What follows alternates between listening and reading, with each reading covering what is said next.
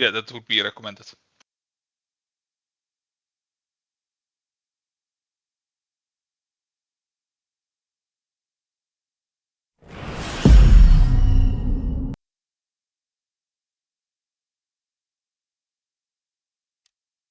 Yo, of course. Yo, see ya.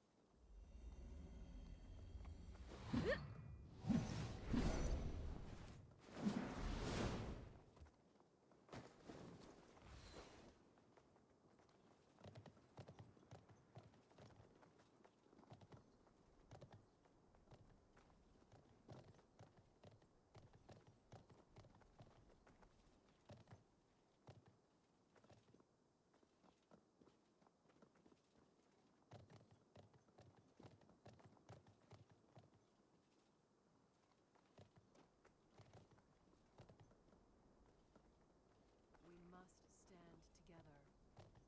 One flower alone makes no wreath. Passion is the heart of peace.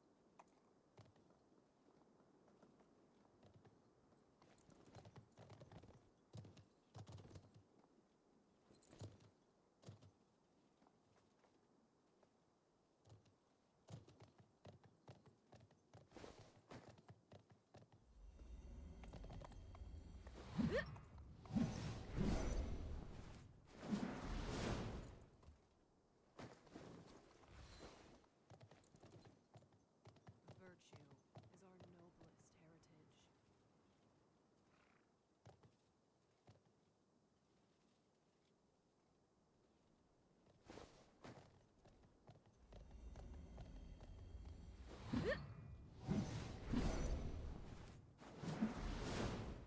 We must stand together.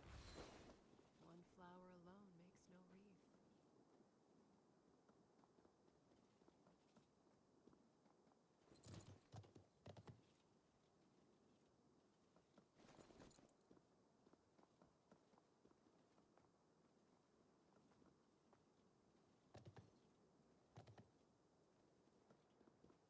Hello everyone and welcome to game day number 6. First division stream today only. And I will give you guys the updated picks and bans, as always. I can't update them before the stream, so we are doing it now.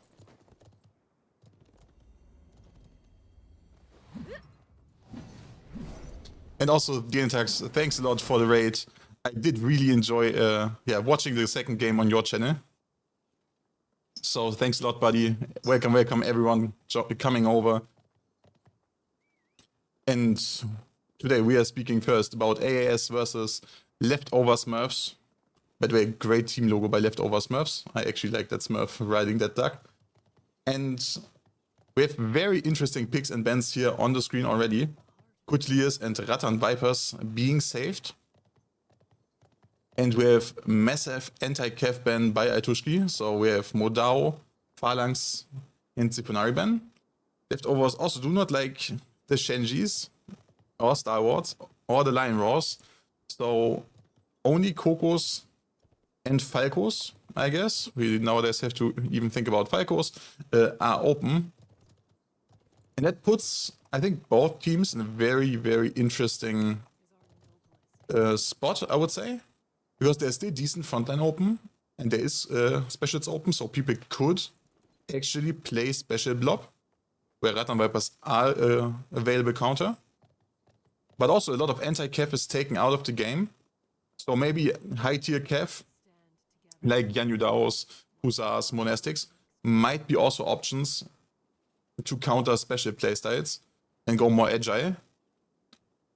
And I'm really, really looking forward to see what these teams are doing. If maybe one team is like out-cheesing, out-drafting the other team, or if they go both for a solid mix. Arguably, I think these teams are not too far apart skill-wise. So none of the sides relies on going super, super crazy.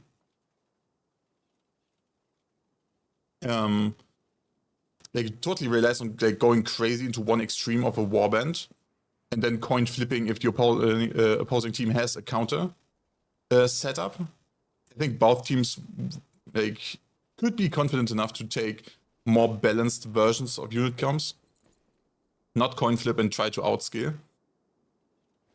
But we never know, and we will see. So we hit 1900 and we go immediately into the casting. So we see the lobby already. I think since I'm the only caster here for First Division, I think we are all complete. The teams should be ready. I hope you guys are also ready for this very, very interesting high-level match, I would say, including a lot of good and known players. It at least makes me absolutely excited. Also, welcome, Chris. Welcome. Nice to see you, buddy. Also, Soul, Eradan. Thanks for coming to enjoy my favorite Conqueror's Blade content that we get currently. So yeah, let's go for my first cast of the evening on game day number 6. And inspect the warbands both sides are choosing. Okay, one side very prepared with a lot of preset warbands. Very good. For all teams out there, like preset warbands are the best way to not screw up your unit selection and to not get punished.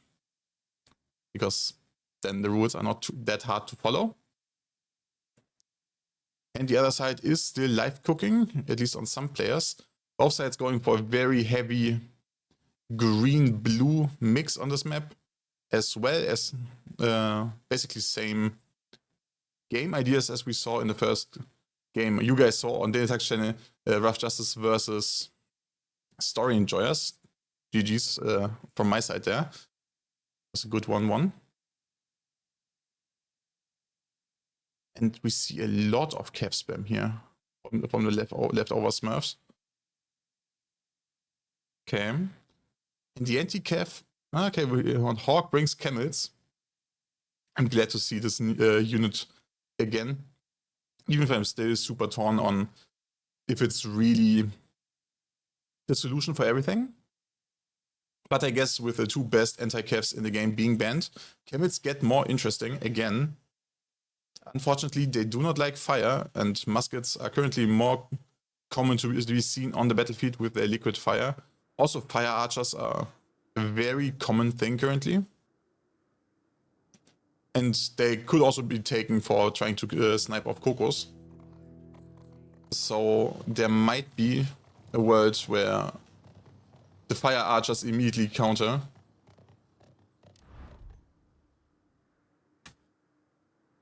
The camels and make them useless. So yeah, not overcooking them, just bringing one set, I guess, is a fair try. Because they are definitely very potent on the flanks.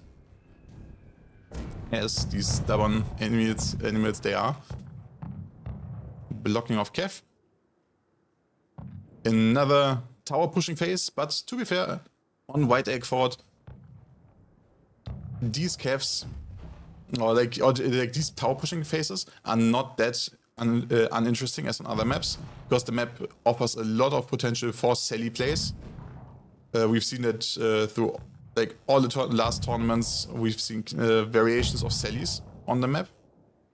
Infantry Sallys, Cav Sallys, mixed Sallys, range supported Sallys, because range from the top here can hit onto the supply.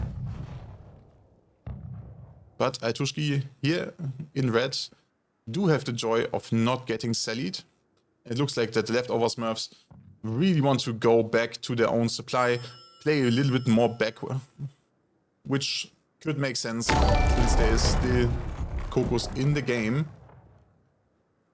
And Zachiko, thanks a lot for the follow, buddy.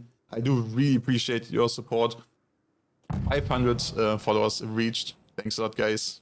Getting that milestone done. Welcome, welcome.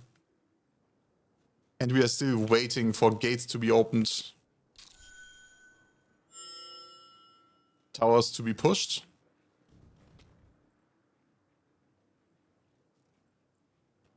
Unit value is also not too far apart. I mean, we saw it already in the loading screen. Unit diversity was big, a lot of greens and blues mixed in. And I do think that makes a lot of sense on this map, because consistent pressure for both sides is a very interesting thing to achieve.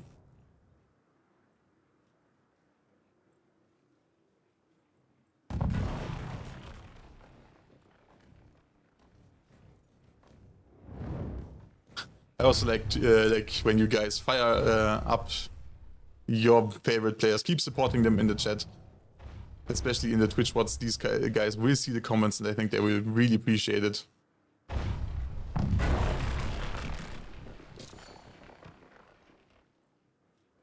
And we see a kind of forward position still for the leftover Smurfs. Units comps being adjusted by Aitushki. They're not rushing it. I mean, that makes sense. Time is semi-time critical, I would say, on the map. It's not like one of these maps where you need to be like super fast. So I think like taking a good amount of time and trying to figure out solid warbands to attack with makes sense. The only problem is, like, if you play the chess game of swapping unit comps around, the defender always has an edge here, because they can sit on two supplies where they are capable of adjusting their warbands always before you push. So they're going to waste too much time on it, like, is not the way to go. As an attacker, focus are brought out, wall control is established before, gate control is also established, very good. That's very good practice here by Tushki, getting these Kokos safe up onto the wall.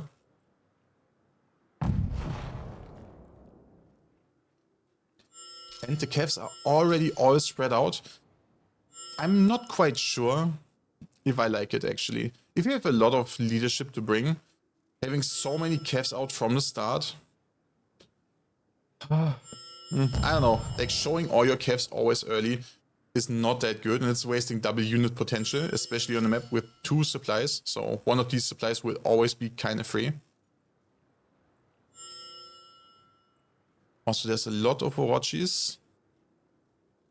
And very good answer here, bringing out a set of Arbalest additionally to the comp for Aitushki. Very good unit selection game from Aitushki. I do really see improvements there.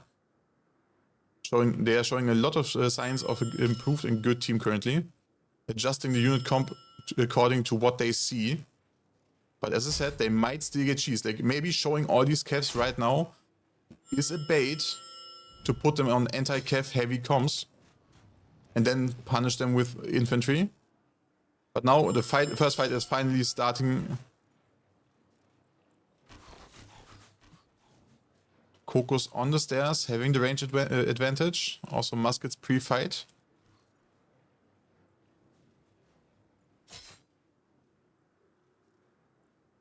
Both sides dancing back and forth.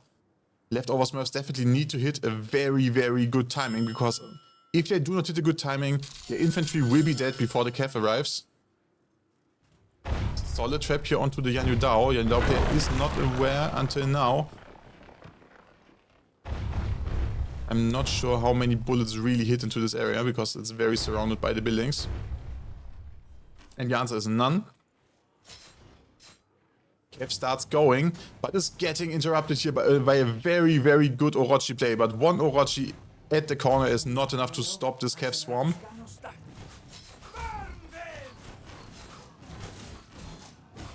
And now the Kev fiesta is beginning. I definitely get old Rough Justice vibes with that amount of Kev. I definitely like to see that. Even if it's not the most tactical thing to do, it's actually fun to see. Very quick bursty fights, something we did not see in a long time in these very shield-driven games we had for the most part, also during this tournament, but also in Siege and Ranked.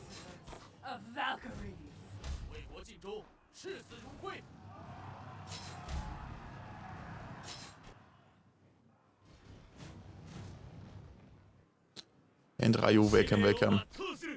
Witnessing this very, very strong first trade here for the Leftover Smurfs. Unit trade still, I would say, was just a slight advantage for them, but they had a very clean A defense, so time is now running a bit lower for the attacking team. But we see the good old Arbalists in the gate, securing the gate area, and we see a very compact gate push here, getting Instinct Kagan off the point. Unfortunate for him that his unit and him were so alone, but the reinforcements are coming in hot now. Interesting flank action there. Yan Yu Dao's getting traded out by the Arbalists. Good Hussars across the point and into the gate. They made it through. Holy shit, that was a very long charge for these Hussars. I think they got a decent value. Classico, we will definitely check that. If he has a high unit kill score, these Hussars might be the answer why. Andruban now from the backside. Nom nom nom, the Couturiers are eating. And now I feel like Leftover Smurfs are overcommitting here units one by one. I'm not quite sure this is the answer, but on the other hand, Altushki is dropping low again on the point and not getting reinforcements. So Leftovers doing everything correct and keep re-wiping here. And now the stress is definitely up for Altushki. They do not manage to get clean trades and get solid supply blocks off. So I think one part of it is the Chain Knight here on the supply doing a good job with his USB melee, keeping the supply clean so they can pull enough units to maintain the fight on A. But still A is only a touch away from getting kept here.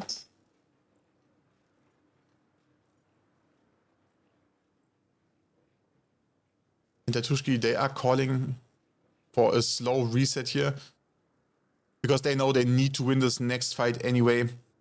And they do not need a lot of cap time. They just need to win the fight if they want to have a chance. So it's definitely a good call here to go for a reset, to make sure everyone is respawned, everyone is in position to get the most damage off. But also Leftovers, they have a chance now of resetting, readjusting, and repositioning their defense. And they're going once more for this chaotic spread out style that served them so well in the first fight. and the second. But now the fire archers from the top are shooting into all of these waiting green units and Kevs. Couturiers getting stopped at the bottom of the stairs. I think that was a little bit of a rush. Maybe these Couturiers should have waited a little bit, because these Hellbards are not the greatest against infantry, but they will hurt your Kev. Nonetheless, leftovers are making it up the wall. Good dive here into the range by Banzai. Taking out a good portion of these archers, but he pays with his life. But he also bound a lot of heroes there that were desperately trying to keep him out of the backline. There was a massive overcommitment here to the backline by Atushki. But it didn't hurt their frontline capabilities, and they're making it slowly down the stairs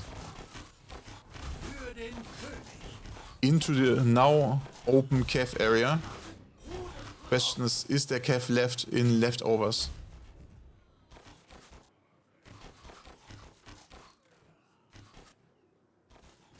And the answer is some. 3 Kevs on the way. Even Hussars, and these Hussars could get onto the long road here. If they're not getting trailed out by the Couturiers. No, they are not. Also, Hussar player did not use his charge, and this is the moment for the Hussar player to absolutely clean up the fight. Is the Hussar player hitting or not? Yes, good chances. He's the last one to come. He kind of late started the charge and did not really go into the very middle of the point, but I think he cut off a decent amount of units there. And this is enough to wipe the point once more. 1 minute 30 left on the clock. Unit rate still pretty even, but the time is ticking down. Still only 1 or 2 seconds of capping are needed. But I think now Atushki, they go for the desperation. We respawn in any way, go push, and they pay with their lives for it. But I guess that's a lose-lose scenario where you just where you are so forced into hard committing immediately. And what started out pretty solid for them got absolutely slaughtered by leftovers once and once again with their very spread out agile defense. Something we do not see like too often, but I really do enjoy this playstyle. Well played for the first match here by leftover Smurfs.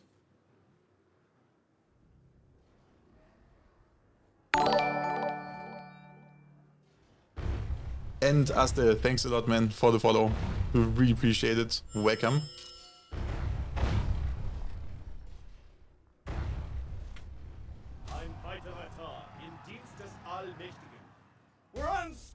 By the way, guys, since we had the discussion back in the day, I had to take out the music since I'm uploading the VODs on my YouTube channel as well.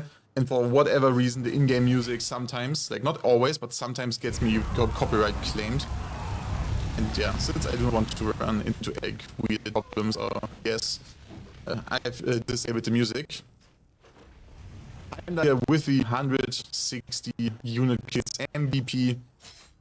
Solid match as well. I think tons of Kev here. Tushki. Unfortunately, that was not the rest of his team also solid in performance. I mean, that also already showed in the unit beforehand. Silent here with a very strong 5-1, 161 kills performance. Also a million damage against him. It's very good round by him. Well played, taking the MVP. Classico with, I guess, his lower performance we've seen so far, because he usually is very close also to the like 800, 900 damage mark. I guess that is the reason for this is the agile, very based style that's not giving him too much time to rack up the numbers. There was not so many shields pressed, but he also is always behind. Very interesting to see how everything turns out to be a little bit different with these picks and this. Yeah, very tiny match so far, and we will be back for game number 2 from Itushki vs Leftover in a very few minutes. So I go into the break screen. You guys get yourself maybe a toilet break, some snacks, some drinks, and we will be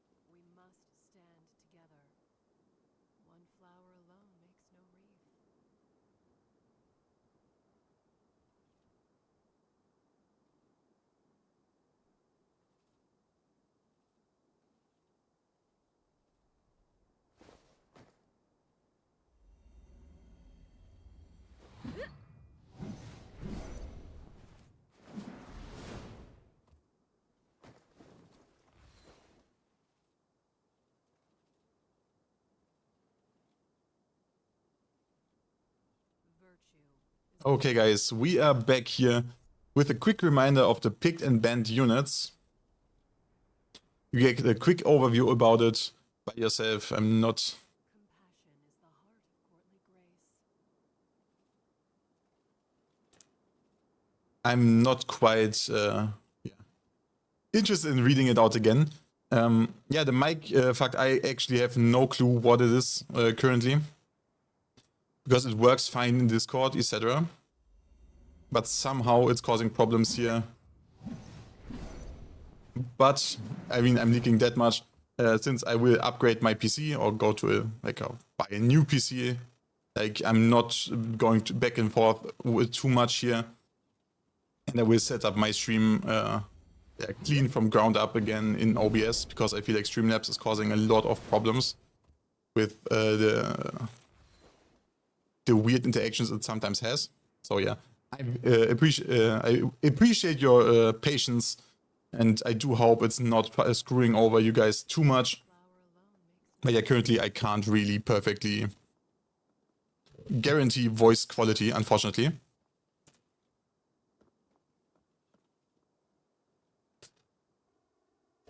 So yeah, we are back in also the lobby screen. I think most people are already in. We are waiting for the last player here on the leftover Smurf side. And then we are good to go to launch the lobby.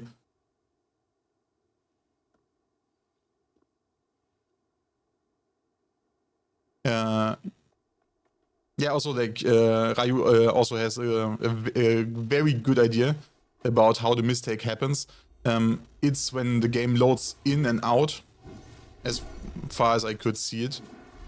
I don't know what it actually is, why it happens, why CB keeps breaking something that is otherwise working. But as I said, like I can't really figure out a good solution for it, besides not speaking in loading screen. But yeah, I do think that is maybe also not the greatest version. But yeah, new PC might be better. Oh, I hope it is better. But it also might just be Conquest Blade's spaghetti code doing its thing. And we all know, at least it feels like it's getting worse with every update or every season. Like the amount of loading time, you know, like for example, where you popped into a lobby until you see the countdown. This time is getting longer and longer every season. At least it feels like it for me. Maybe you guys let me know if you feel the same. But yeah, we are finally popping into game number 2. And since this map, at least for my taste, is a little bit attacker-sided in competitive. Just not like crazy, but by a solid amount. Leftover Smurfs are very well set up for a 2-0 here. And they also played very, very well coordinated. This more complex and complicated style of having everyone like in the team responsible for their own personal timing and positioning to smash the opponent at the same time by being spread out on the map. So yeah, I feel like they have a very good chance for the 2-0 here.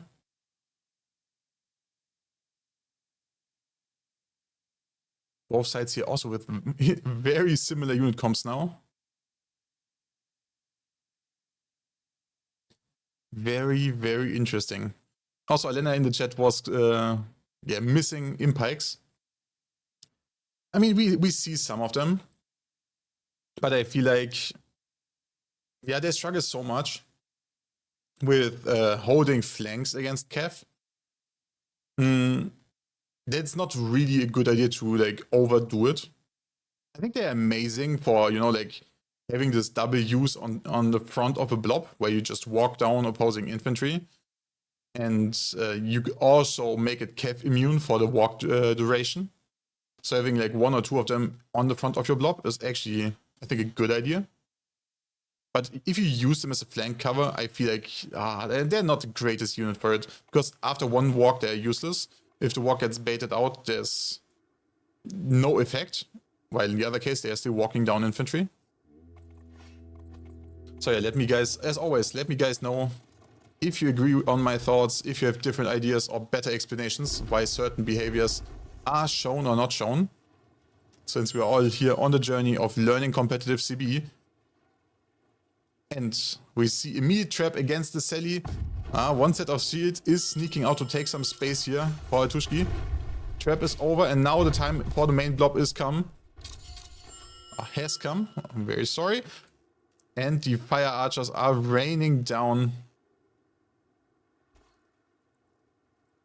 from the wall into these Rattan marksmen. Very, very solid counter as we pointed out in the first game. The range here up on this wall is denying all the range of the defender, or at least some of the range. Good job, well designed strategy by Altushki here. And the chaos on the ground is real. Units left and right. Trade is slightly in favor of leftover Smurfs.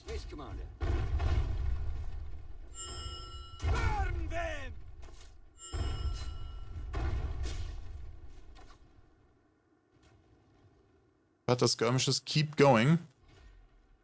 I know if that was the greatest cav here by the defender in the end. Just cleaning up the very few last models and then losing a lot of the cav in the rest of the Demens Abilis, sorry.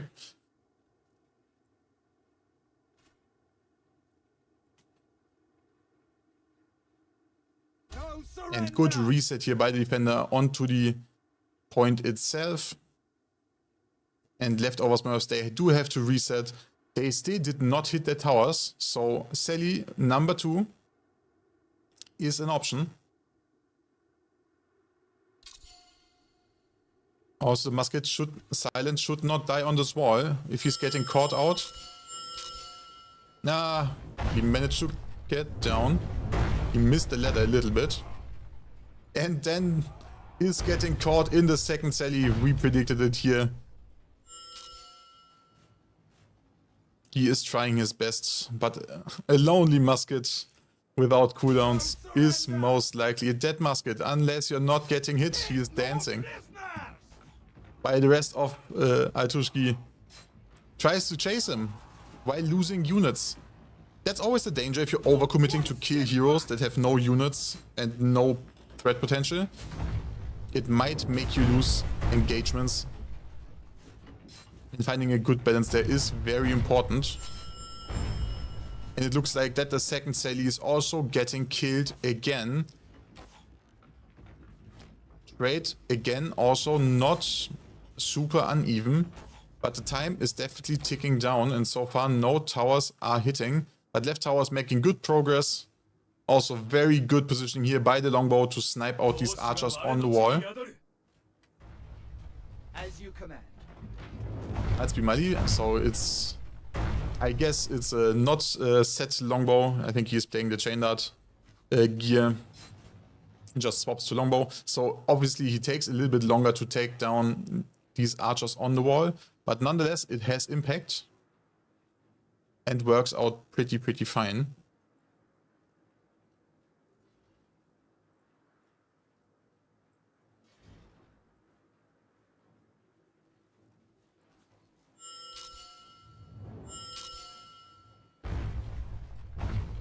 And finally, the towers have hit the wall.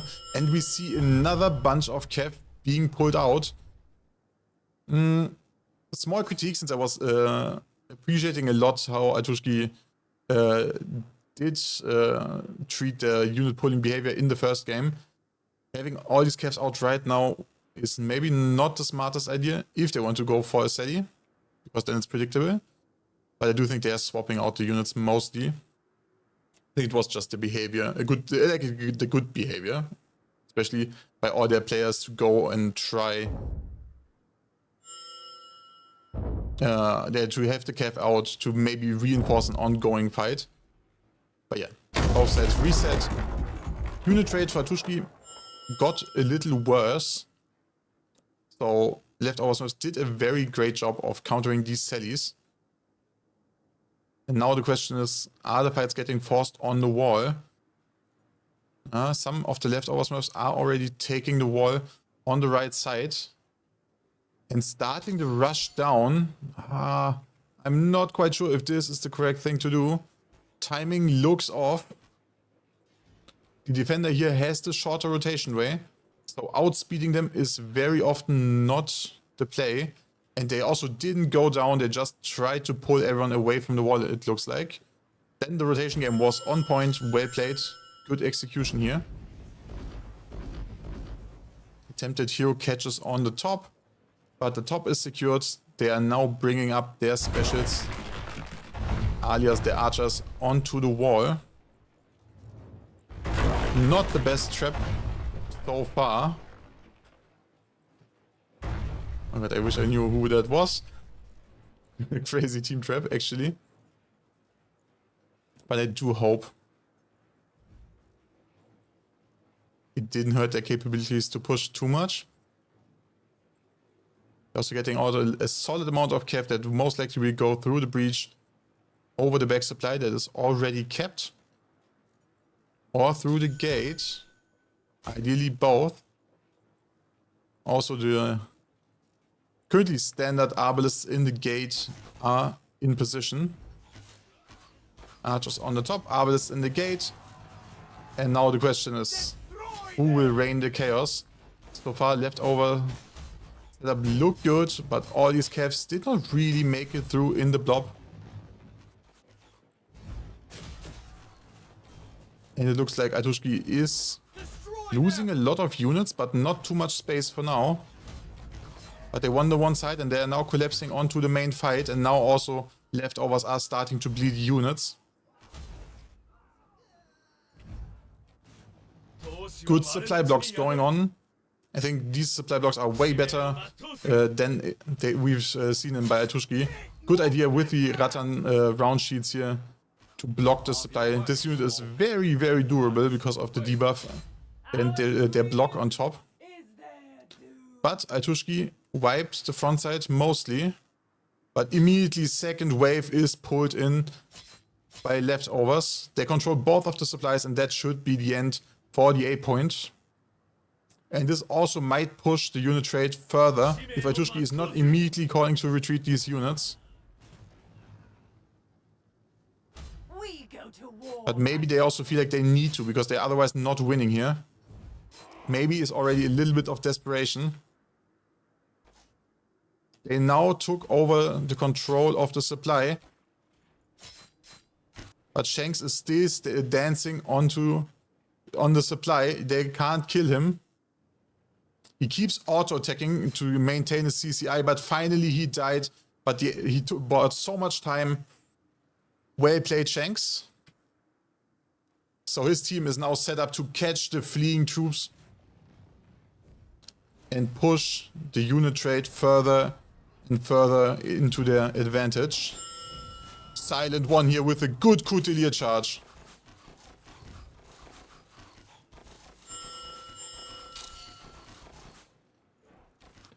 Taking out more fleeing units.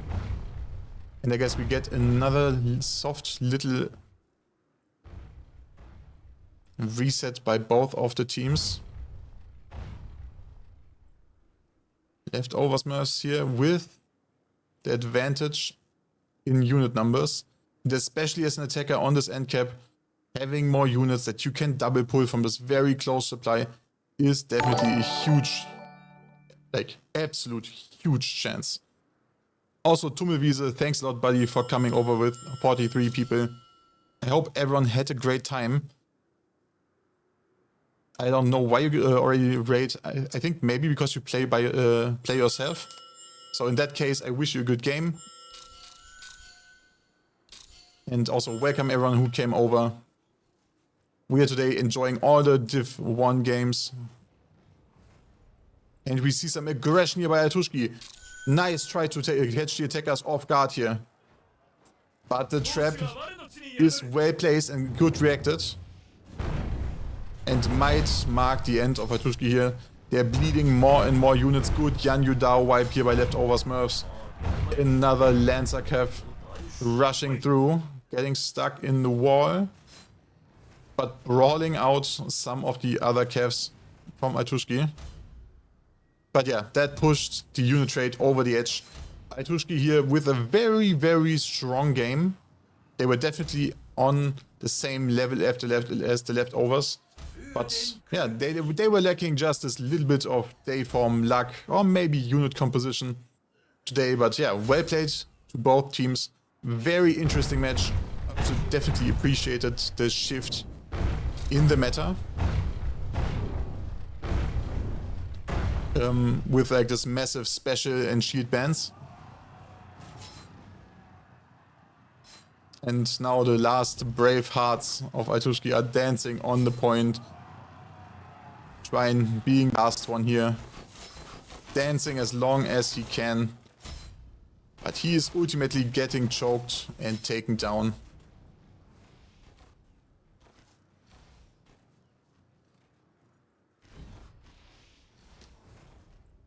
And Itushki unfortunately loses 2-2.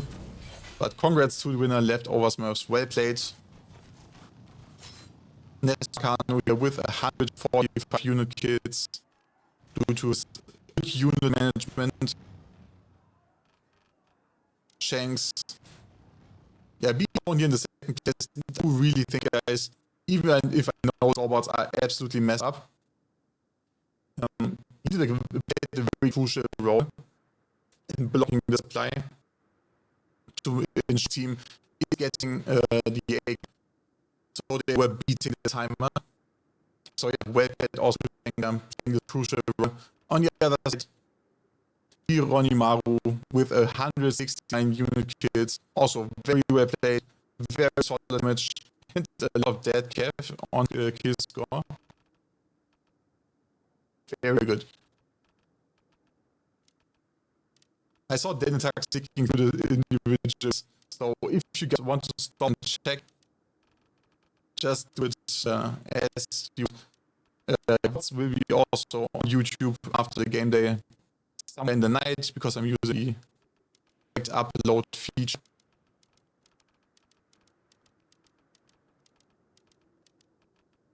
And we will be back after a little break. So, grab a snack, grab a toilet break, and we see us in the next upcoming game.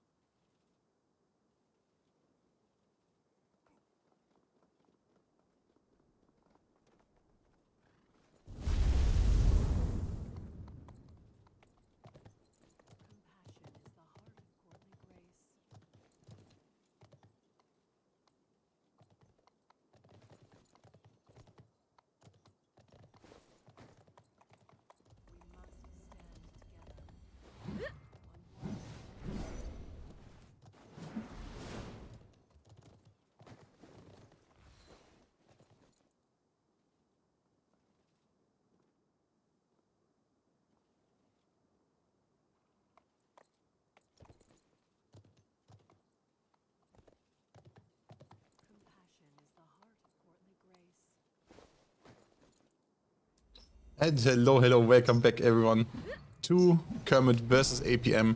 As always, loading you guys the new file onto your screen. Kermit saving Siphonari and APM saving Phalanx. So both teams look way less Kev oriented than the match before. We also see a Shenji ban, a Rattan Viper ban, and Kutilier ban. And also Lazy. Thanks a lot, buddy, for your Prime sub. I do really appreciate this support. And in this case, it will definitely go towards my new PC that I will buy myself for Christmas. Because I deserve that present, I would say. Okay. Then also a very interesting ban of Incendiary Archers and Lion Roar crew from APM side. So this is interesting. APM taking out one of the very good counters against Siphonaris. So I guess they are fine with Siphonaris and do not want to get threatened with it themselves.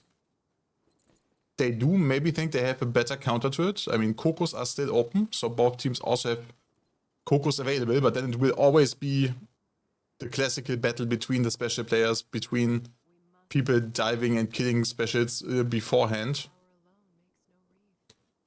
Very, very interesting here.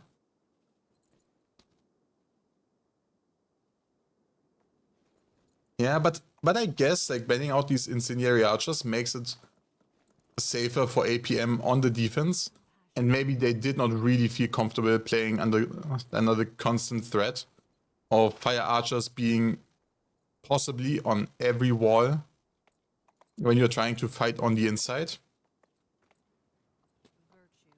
That might be an explanation. I mean, that is maybe also the explanation why Rattan Vipers were banned by Kermit, because they also did not want to have their specials threatened by these archer units from the top walls. So that tells me both teams definitely want to win 2-0, and they're not fine with, you know, like coin flipping the 1-1 kind of, because they do definitely make the game more consistent, because specials are less likely to die out pre-fight or on the way to the fight in whatever type of form.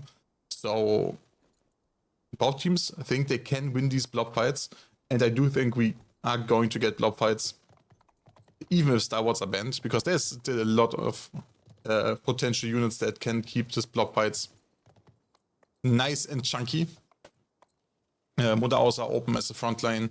We still have Spear Sergeants that pair up pretty well with Modaos currently as a very thick and strong front line.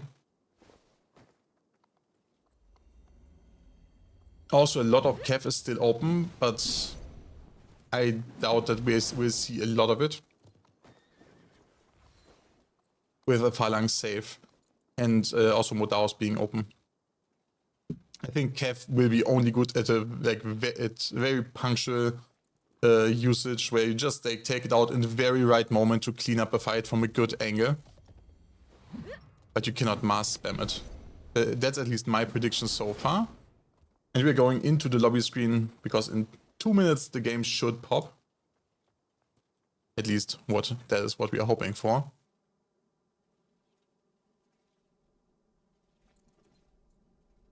Players are slowly dripping in.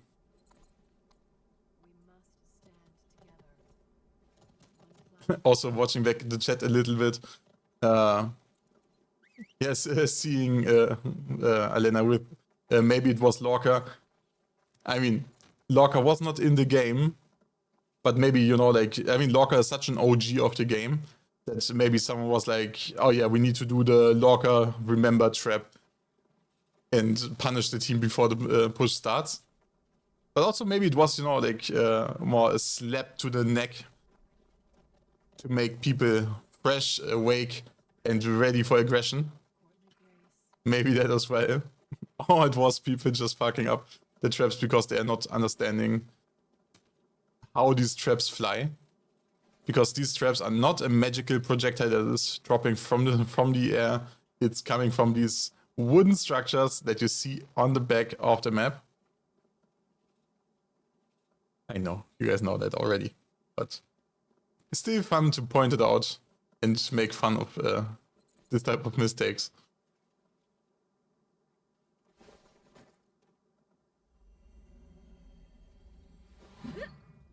Ah, 2 minutes are over and the lobby is filling. Good job. Come on, come on. We are not very patient over here, guys. So make me happy and fill the lobby as soon as possible. Because I definitely also want to see this game. I would say Kermit here is the favorite for me. APM did not look that stable in the last matches. And I do also feel like Kermit has an edge on like the individual skill of the players. They also have more experience as like in this team composition. I think Kermit is playing a lot together and also for a long time, like at least most of the players, so like the core of the roster. So I definitely do see an advantage for Kermit. Map-wise, I'm actually not quite sure if any side has a baked-in advantage.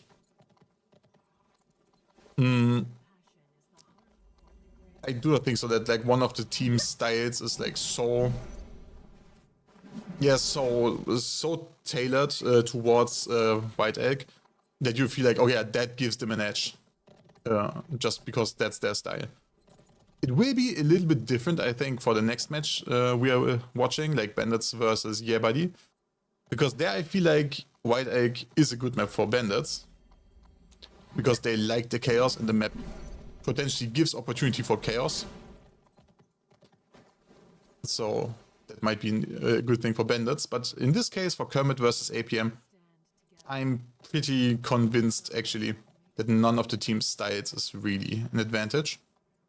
So overall, I would say I see Kermit winning this year 2-0. But as always, I'm very happy to get proven wrong. And yeah, if you guys think differently and maybe even have a good reasoning why you think that one of the sides is outperforming the other, just let me know in the chat as always. Not even if I'm not like commenting on everything you write, very often I read it. And yeah, it helps me to understand the game better. It makes me happy. So yeah, feel free to lecture and educate me on how the game works. And I feel like we're getting slowly into the territory where my inner German wants to educate people on what a clock is, how to measure time with it, and how to be on point. And Captain Stixie, thanks a lot, buddy, for the follow. I do really appreciate it. Welcome, buddy, and joining my favorite content in CB, watching and playing tournaments.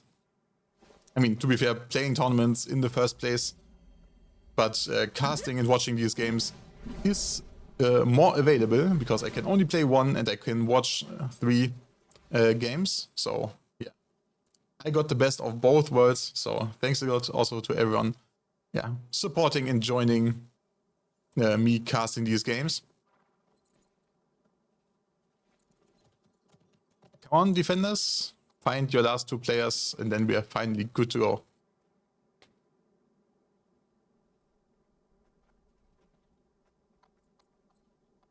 Ah, yeah, wait. Otherwise, if they are not ready currently, we'd have to do some advertisement. Because, yeah. Since I'm self-sponsored, I sponsor myself with my own YouTube channel. But with all jokes aside, I will post my YouTube channel link. And in general, like I will upload the VODs of the game day like somewhere in the night. It will take some time, but the next day you can watch the games back there. In general, just don't you don't really need to sub my channel because I'm only uploading the VODs. The channel mainly exists for like scrim footage, etc. So yeah, don't expect crazy content like, I don't know, highlight shorts or whatever, like montages. I actually do not like cutting videos. I mean, if someone wants to, I give you my raw material, always feel free making montages out of my content. But yeah, I'm actually not into that. And I just found a lot of fun in Twitch because it's not a lot of like work besides just playing the game. So we stick definitely to Twitch as my main source of fun.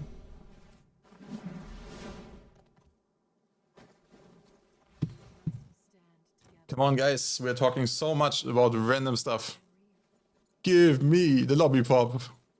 My inner German is not very satisfied.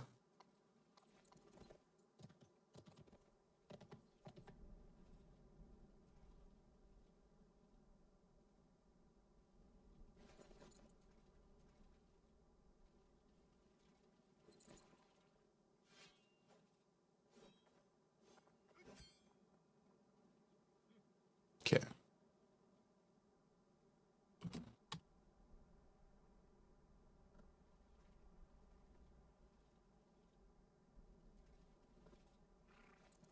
Also, of course, because moin Suki, moin, grüß dich. Also, Mango, I'm not saying something bad about your skill, but we all have to be honest here, and I try to comment everything kind of fair. And as I said, like, I didn't say they are like massively better individually, but I do see a tendency in them being all across the board, like not on individual players, being a little bit better. Plus the fact that they play more together. So yeah, I stand with my statement, even if I love you very much, Mango. But yeah, YouTube channel link is in the description. So if you guys want to watch the VODs afterwards, in case you maybe missed the game or something, I will also upload it there. Because it's better preserving all the content. As a little bonus for you guys. I'm not earning money off it or anything. It's just, little service.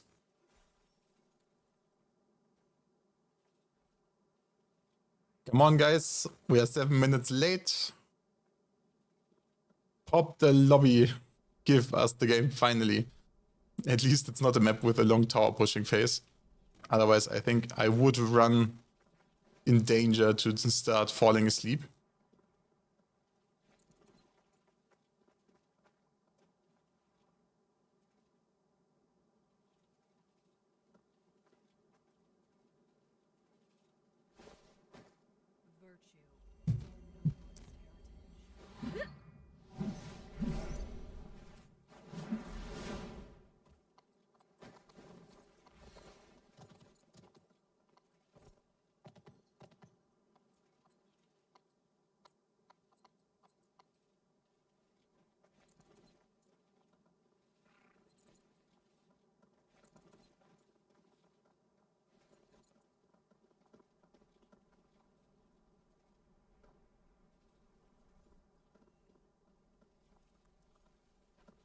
Come on, guys.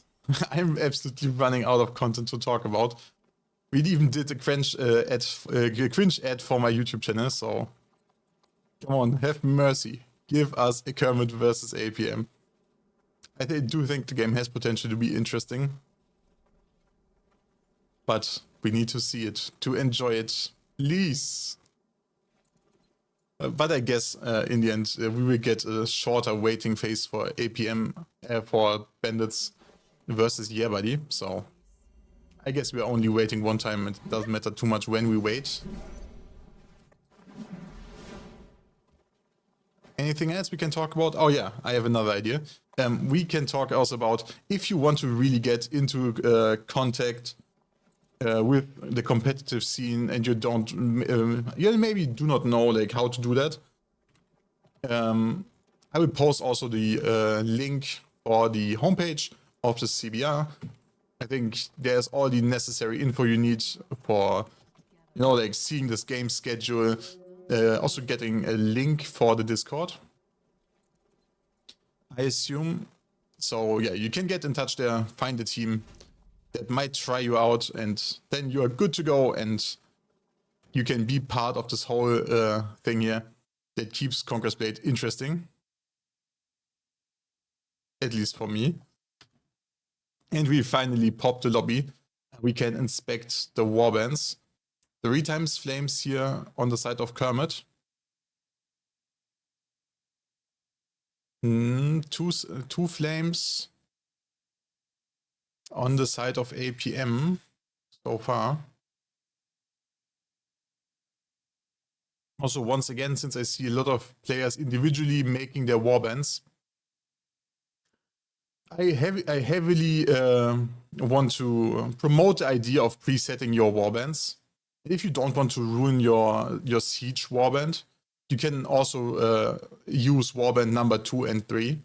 So maybe number 2 you use for attack and number 3 you use for defense if you play both of the games. And that massively reduces the amount of mistakes people make. So we are not getting wide incidences of people breaking the leadership rules by accidentally last second swapping whatever they have. Because mostly I think it's not the captains screwing up their setups. It's players, last second being smart and changing the warband. Smart in quote marks. So make use of that feature. Then rules are not that big of a problem anymore. And we are finally loading in here to enjoy another, hopefully very short tower pushing phase. And maybe some immediate action once again.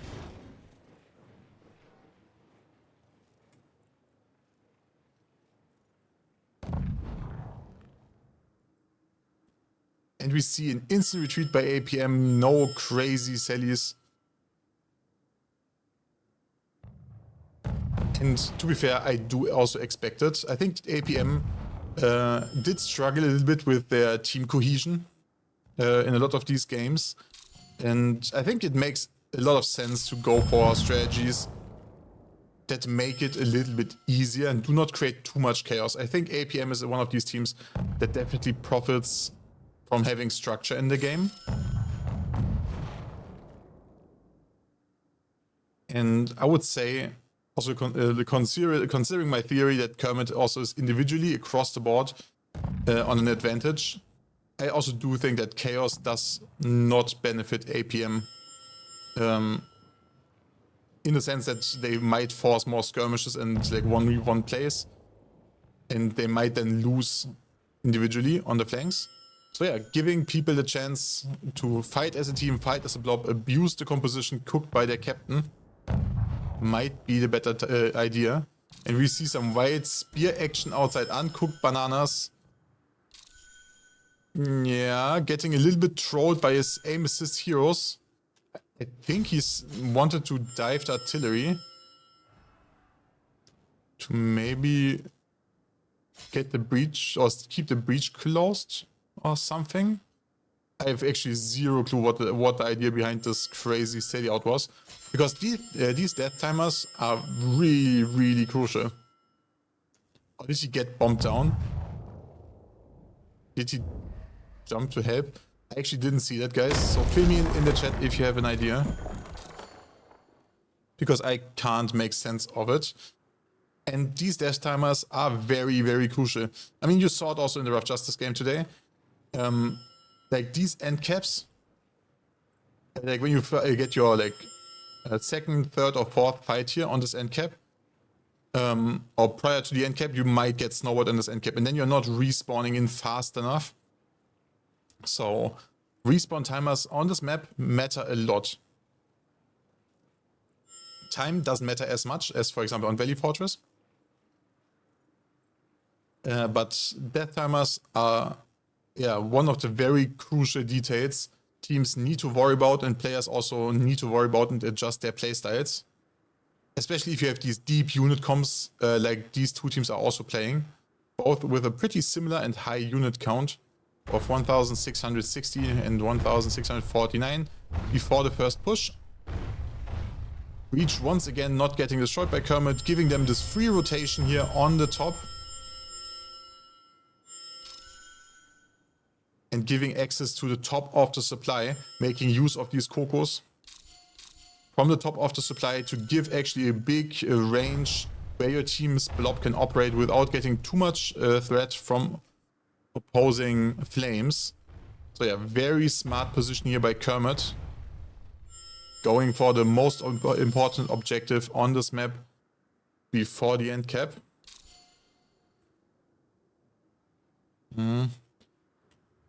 Jandart a little bit late to catch the aggressive poleaxe. Traps here in the back trying to snipe waiting units. But so far no special action from Kermit. I think they are still trying to figure out where everyone is, where the specials are. Maybe give Denetax here some time to find these Kokos, and these Kokos are walking in the open. That is very dangerous against a very capable longbow. Also nice attempt by the dual blade to get some of these Kokos. Unfortunately, he pays for it with his life. By the way, good waiting position here. Leaving this middle area open. So when the trap hits, it's not risking to hit your own troops, like certain other teams did to remember Lorca.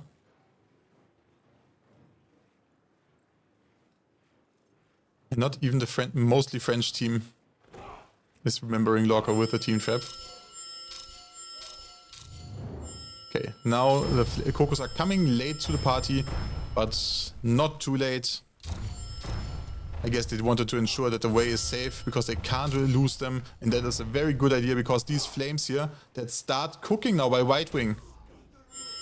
Uncontested so far. I do not like it.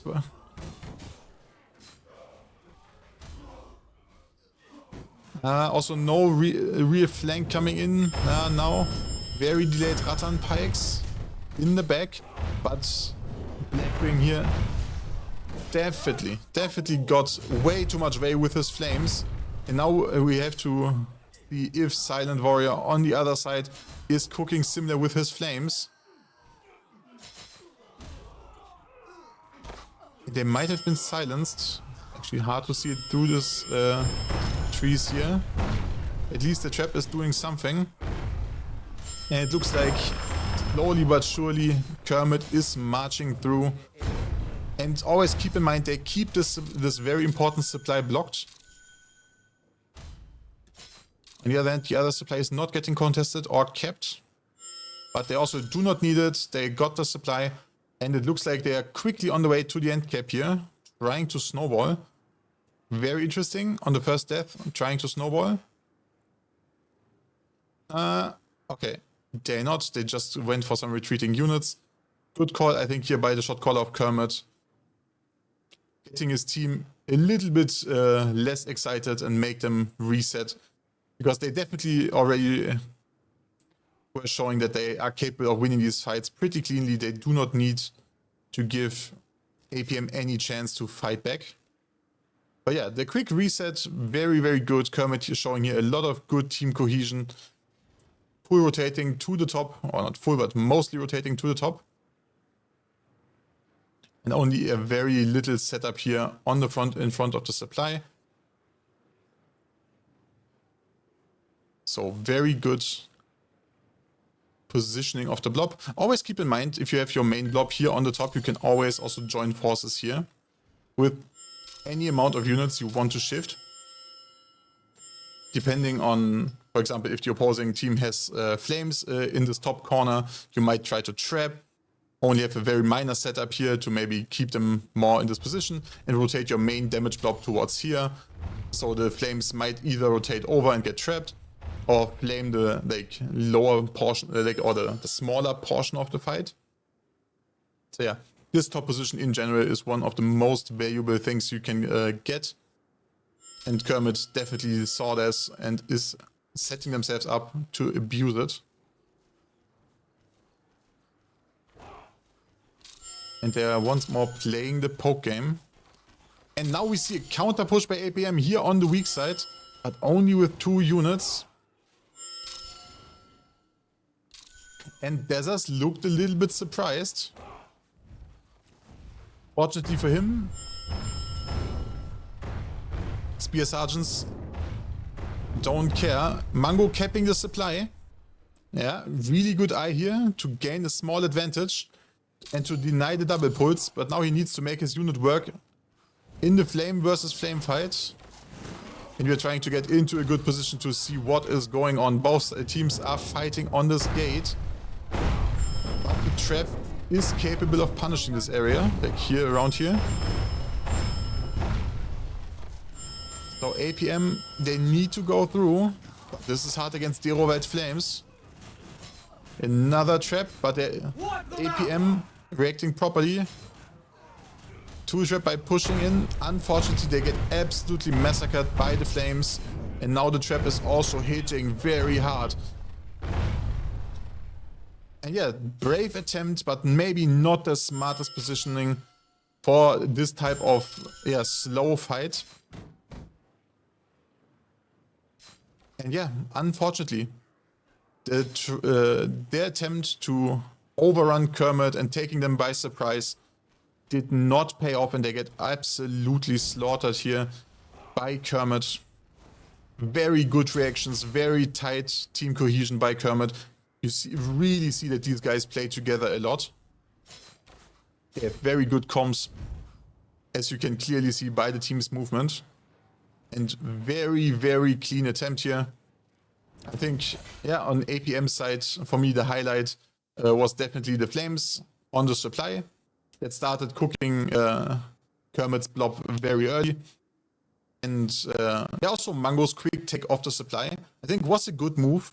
His team just couldn't use it because they lost the fight too hard because of this bad positioning of it, because they could get traps, they ran through it into flames that could aim the choke and perfectly set up before they made it through. So unfortunately Mango's move didn't pay off, but it was definitely a good idea. So of course Mango, as the regular watch my stream, was showing that he is one of the smart players in his team. So yeah, in case you also want to get an IQ buff of at least 10%, subscribe to my channel, follow into the channel, and you will also get a smart elbow. Okay. See you guys after the break.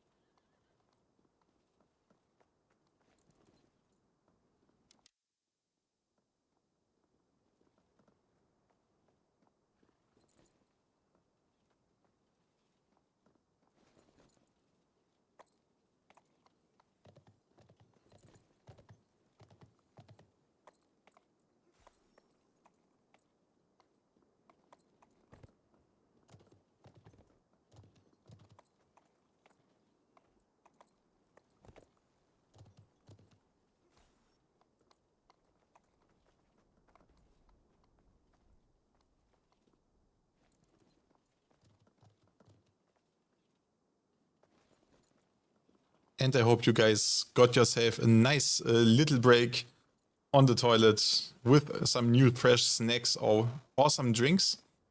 Ideally some water, of course, if you guys want to stay very healthy and hydrated. And yeah, also there was a question in the chat by Queen. I think she tried to save our very long waiting time a little bit. What my favorite unit is at the moment. And as long as you guys quickly remember the bands we speak about my favorite unit, I think I have to put different answers. My favorite unit in current All or Nothing was surprisingly Queen's Knight. I actually really felt how much I missed playing this unit. I love Queen's Knight. The little buff to them was pretty nice. But they're not crazy scaling off some of the pretty strong doctrines for melees. So I think in the normal game, they're not as strong as in All or Nothing. But in All or Nothing, they were absolutely showing me why I loved this unit back in the day so much. So that was definitely Queen's Knights. In normal, regular lobbies, I would say it's Dagger X still. It's so fun and rewarding, even after the nerf which made them a little bit more, like a little bit harder to play because you need like to calculate better which side of the blob you're hitting with like which part of your charging combo, because you cannot just go head on through the middle of a thick blob. But yeah, that makes them actually like skill rewarding and fun to play. But I think like putting a Cav as my favorite unit in the game currently is also not like perfectly fine. So I will say it is Spartans, like overall. Because Spartans is still one of these units, you know, like you can go in head first, make your team push, win like whole games and pushes for your team by being brave and the first. And I think they are good for the game, and I love to see them on my team in general. And they are so fun to play. Because I like winning pushes, I like leading pushes. And yeah, so I think it is Spartans. Even if they're not giving me the same crazy joy as really good Queen's Knight would give me. Like, you know, like Queen's Knight in Season 16, for example. They were so strong. And that was, I guess, my favorite meta of all times. I would say, yeah. Orochi plus Queen's Knight was a goated warband. Plus some whatever fill. So yeah, my favorite units. Complex answer, very long answer, and still not enough to fully get rid of the waiting time. And we see most of the players have already found the lobby and clicked in. And we do hope that APM now, when they have the momentum, they feel stronger and more secure and show us better performance. Like, I mean, that was definitely a pattern in the last games that I saw. The moment they have the momentum and they can play more to the conditions they want to set, to the things their shot callers thought about beforehand and made his team aware of it, APM looked much better and more confident as well. So I do hope they find this confidence and yeah, show us a very good attempt of beating Kermit, even if I do think it's hard. But I think like with more confidence on APM side, on their attacks, plus the map being slightly attacker-sided, I think they have a very decent chance to claim this game back and make it very close for Kermit and put some stress on them. At least that's what we hope for, because I do think APM, they had a rough time during this tournament in a lot of games. And I think that's not doing justice like for a lot of these players, because a lot of them are talented at the game. They are putting in the effort. It's still not fully paying off. And I do hope they get at least some of these games where they just won one at least. So they keep their moral high and they keep going. Because, yeah, we need to keep all of these teams. And I think, especially these teams that already made it through some of these like tough spots and still keep going. I mean, that's showing some great character. And that's the way to, yeah, achieve greatness. But yeah, I do hope these guys now get a moral boost by an amazing turnaround for a 1-1. So yeah, I'm rooting for APM, even if my brain tells me Kermit is in a very good position to still win game number 2, because they were definitely showing that they were fully on point with their rotation, their understanding of the map, their comms. So yeah, good setup for a heartbreaking, interesting, and engaging game. So Gulash, ready up, fire the go button. We are ready to pop.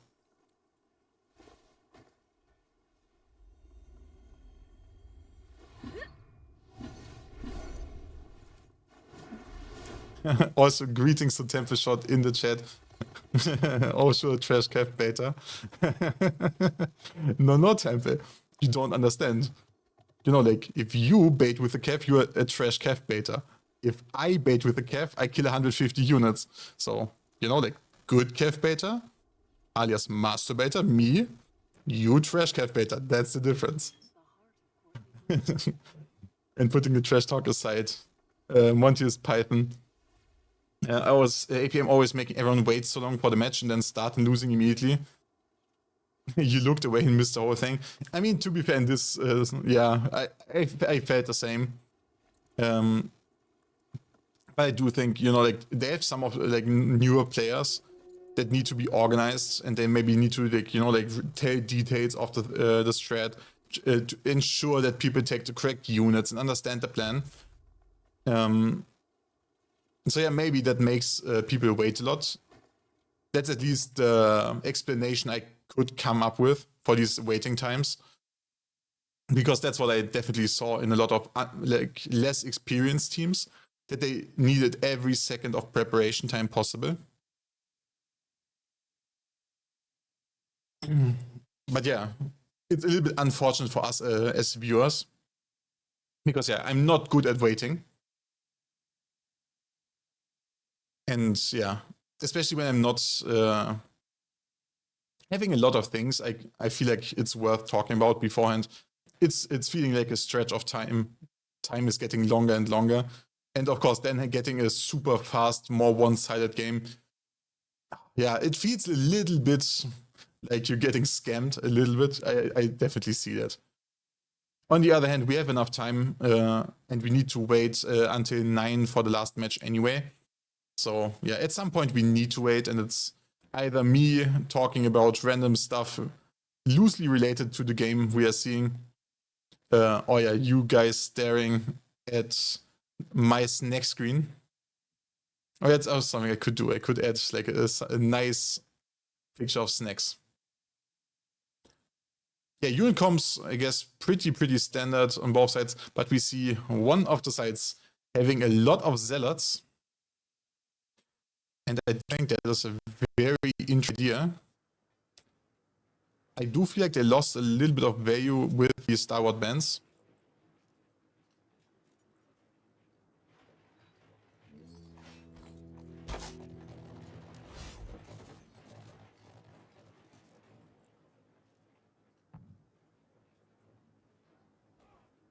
And now, no anti-Sally prepared. APM is very certain that there's no Sally coming. Also, not every player in the next to a supply. Holy crap, APM could have been punished here. But they are immediately rushing their zealots here onto the supply so they can load them with 2 artillery pieces or 3 artillery pieces, trying to do, yeah, the loading up cheese that is, yeah, I would say pretty commonly known nowadays, that you can shoot your own zealots, give them their rage, and make them immediately transform before the fight. Which is definitely a strong thing, because like after they transform, they turn into big blob CC machines. And that gives you a big edge in fights with a lot of shields involved. But Star Wars are banned, and I think then the zealots lose a bit of value. Also, not all artillery is taken down. And I mean, come on guys, you have arty. Just do it. APM not being ready for a Sally, but also not really winning the arty battle. I mean, that's one of these things, right? Where people are not comfortable with doing the basic stuff in a efficient way as a team. And this is also where I say, like, some of these people in their team are not that experienced. And you see it in these little things, in these details. Not being prepared for a Sally, still not managing to do the RT battle efficiently. Because, like, all these things cannot be shot called by the shot caller, you know? Like, a shot caller cannot micromanage, like, these guys doing the zealot thing, then this guy is starting to push at a good point, everyone finding a correct RT to use. That's things people need to do by themselves. But for now, this is not crucial. APM is still in a very good place to have a chance of winning the map, and they're going for some instant aggression here on the supply. Santa the Tender with his Sheet Maidens trying to catch out some Rattan Pikes. Good idea, but he was not fast enough with his hero to make these Pikes stop.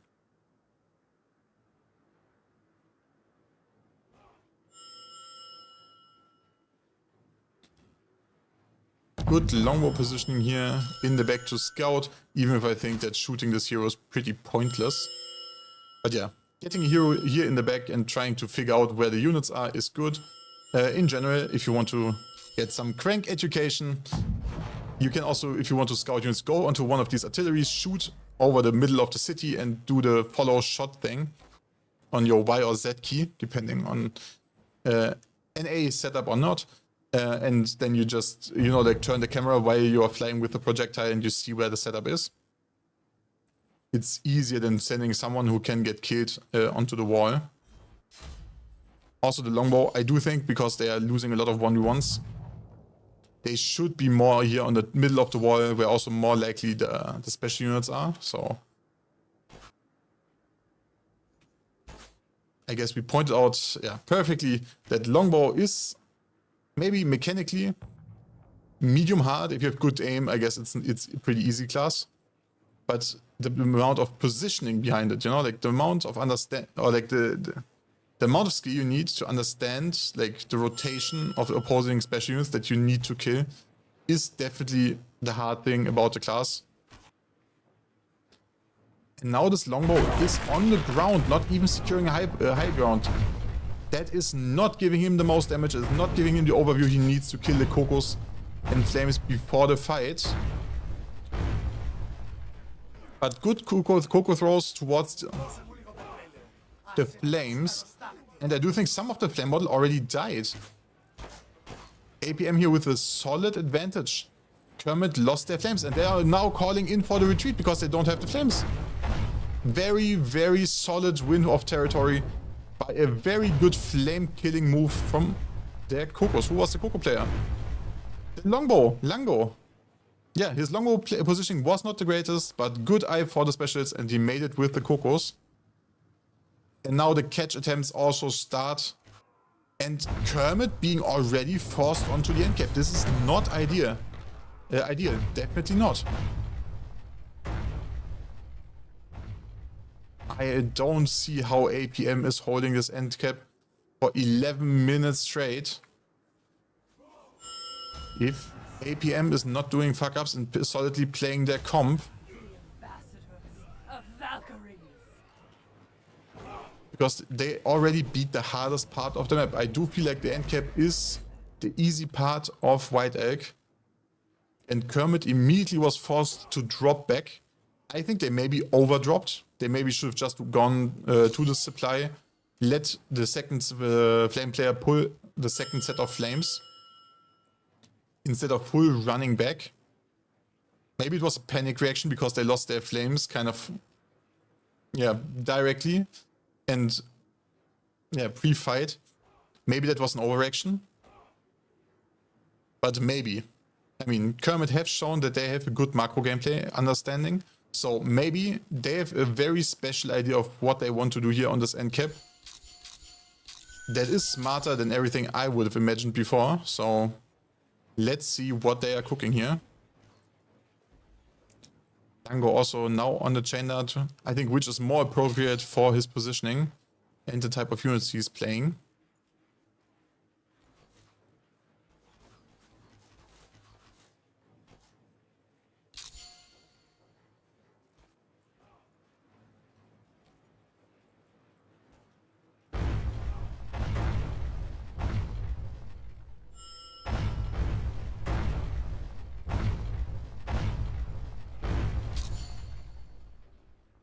See some traps, slow build up here by APM. Yeah, and they take so long. They're giving opponents a lot of time to think and adjust. I think that's also one of these things where it shows that they are not as efficient in all these little basic things. And this is something you only get if people are playing the game a lot by themselves. and, you know, like develop all these tiny techniques of how to most efficiently pull double units, of how to get somewhere very fast, to how to pull and heal during the supply phase, whatever, you know. All these things people need to practice by themselves, and then they need to, yeah, play scrims together. And very good catch here on the supply. Hintertür going way too early to supply block. And now APM has an opening for sure. But I feel like they're getting overhyped, you know, like they lose their composition. Also the Fire Archer's hitting hard here.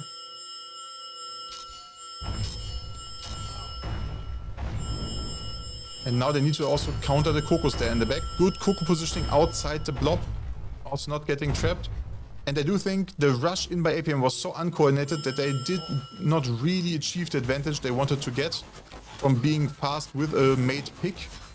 Also, the death timer is not long, and Hintertür will be back very soon. And it also looks like now Hintertür coming with his Yanyu Daos.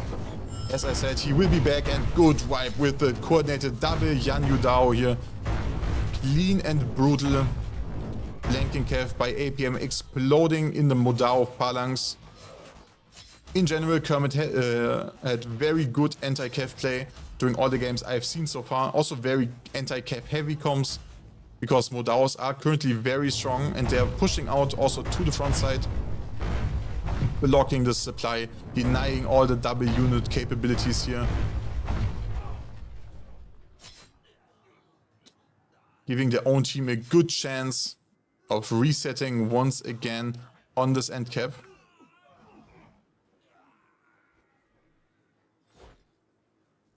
Random one Yanuda model. Okay. We're just V-moding, so no threat at all. Reset by Kermit is going in very clean. 7 minutes 10 on the clock, so it most likely is 6:30 when APM is pushing. So they definitely have, yeah, 1.5 fights, depending how long they keep spamming double units. Unit trade is also even enough. They did not make any progress on the end cap when it comes to capping. So solid base to still win the game, but no advantages created so far for APM. And they're going for a full team rotation, and I'm not sure, like, as much as I see why they do it, because it's better for their team, to not make the game too complicated for the individual player. It's not that great into into Koko Flames if you are the team that needs to go around the corner, because they are not the fastest team. They have to go the longer way when they're rotating. Defenders are always rotating the short road here in the inner gate or the inner circle, where they have to go the long way on the outside. But good rotation trap. Trap could have been maybe a little bit earlier. And also more here, like trap here. So yeah, trap is not good. And then you trap, then you start moving to perfectly catch the rotation. Very interesting idea. Oh, the lag is absolutely real. When both sides flames are cooking into these massive blobs. Phalanx player here on the side by APM, not involved in the fight for a very long time. Basically until it's too late. And yeah, huge mistake. When you have the Arbalists here that have enough reaction time, these guys can secure the flank against Kev. You need to have this Phalanx in the front line and not waste it on the flank. Also, if you are the flank protector, just get, you know, a good overview where people come from and then commit to the fight if there's no threat on the flank. You can also ensure this information by, you know, pressing tab, etc. And yeah, these details are the things that make playing anti-Kev so hard, because it's a role where you have to consistently have an overview of what is happening on the battlefield by yourself, not by your shot caller. You have to find the perfect balance between catching these flanks, maybe protecting even your special units from hero dives, and committing to the main fight as DPS unit, which is especially important on Phalanx. Phalanx is an insane DPS unit if you manage to do damage combo, the 1-1v combo pretty solidly and consistently. So yeah, minor details that APM definitely has to work on still. And I mean, that makes it for them very hard to compete here in First Division, because all these fine details are mostly mastered, and you know, at least very like well progressed in most of the First Division teams. So that always makes APM struggle a little bit more. And yeah, maybe then it's, I think they are running in danger to drop out of First Division. And I would say it's maybe not the worst thing for them to get opponents that are less punishing them, a little bit slower, a little bit more convenient to play against, to start developing their own skills bit by bit, a little bit more. Because, yeah, a lot of basics are not that much on point. Once again, they are very split and the timings seem very off here. What is this Phalanx doing here? He's not in the fight. And they're already running in danger of getting engaged here on the top with like 15 versus 9. So yeah, long flanks now coming in. Multiple flank approach to this end cap is definitely the best idea. Main blob is engaging.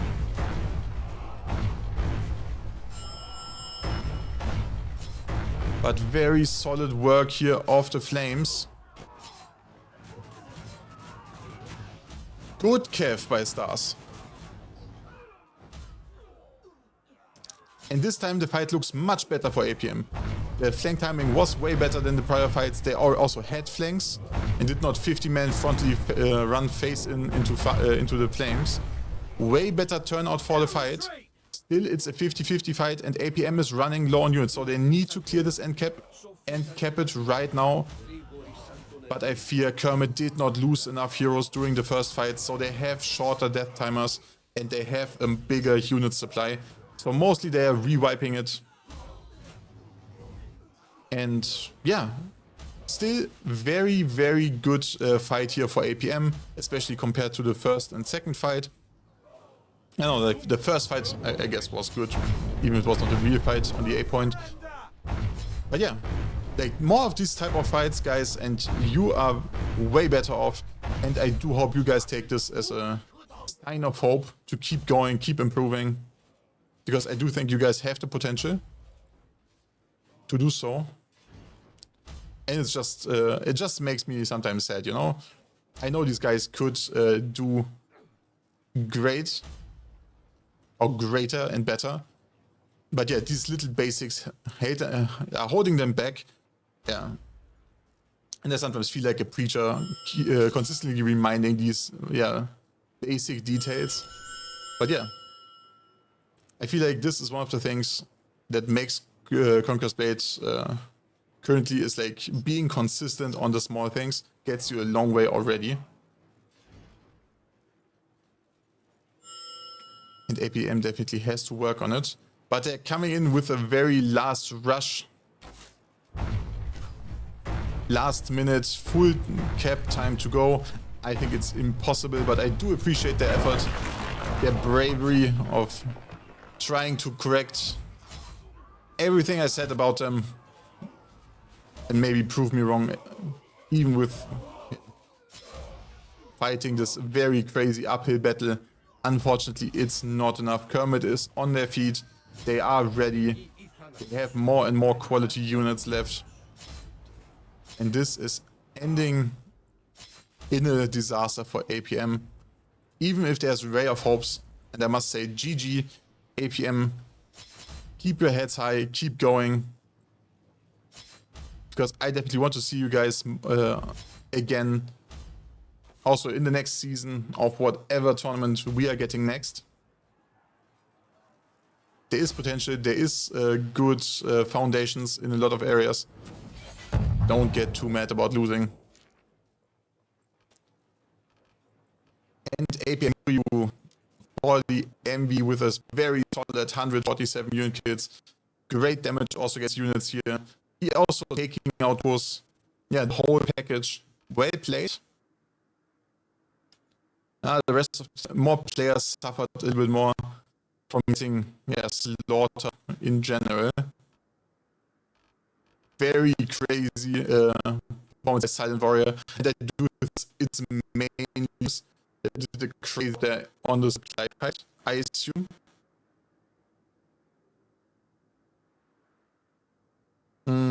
Like, oh no, like there on the end cap. Yeah. I think it was the end cap. I think when they pushed out flames were not that relevant anymore. So they're absolutely played, playing the units, and keeping them alive always pays off. I actually don't know if you also played specials, but guessing on the type of plays, I think might have been Kev and like one of these huge fights. So yeah, also well played. And yeah, the wait time until the next match now very, very short. So yeah, see you guys at the break.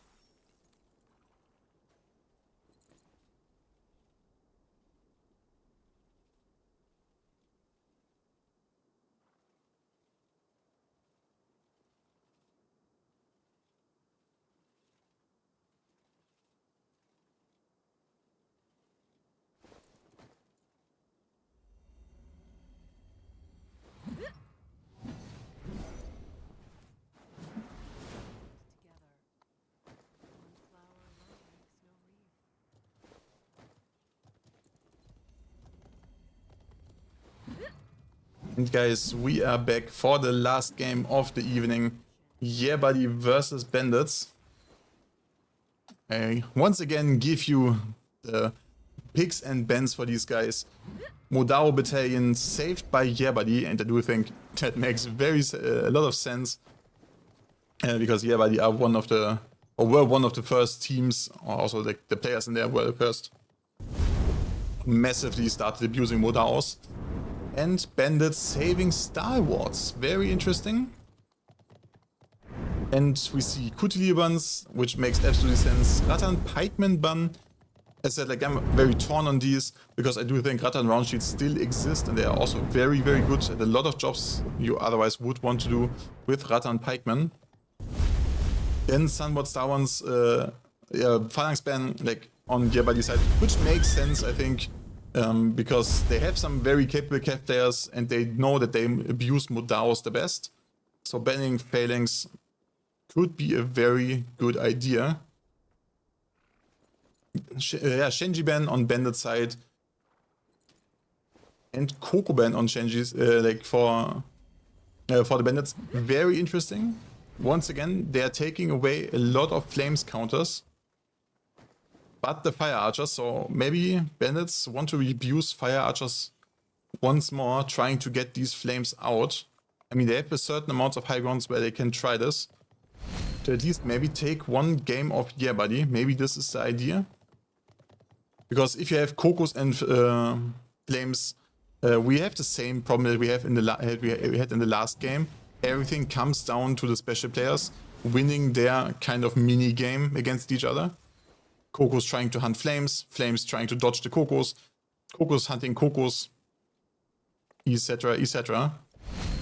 And maybe there's something they didn't want to, because they felt that maybe like they cannot keep up with Yeah Buddy's experienced Cocos and Flames players. So not the worst idea to ensure they maybe have a better chance at least getting their attack through. At least what I think so far. I guess in general, Lion Roar ban, yeah, very standard. And I mean, I guess no one likes Lion Roars. They do not make the game better. I think they're making games more stale. They're opening up more tower destruction strats that I also do not like, because they're less action and not really interesting to watch.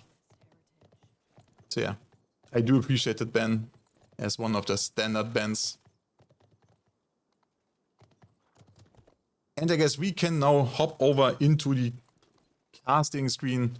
The lobby is full. I hope everyone is ready. 1 minute to go and we get into the game. Hopefully on point this time. Great job for the deck to both teams being ready at the correct time.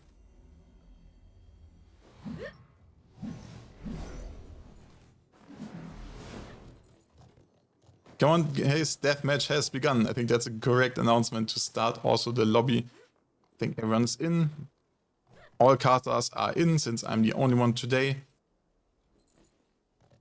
Due to Alphanitrat unfortunately not being here, but I think he will be back for the last game of the season for sure.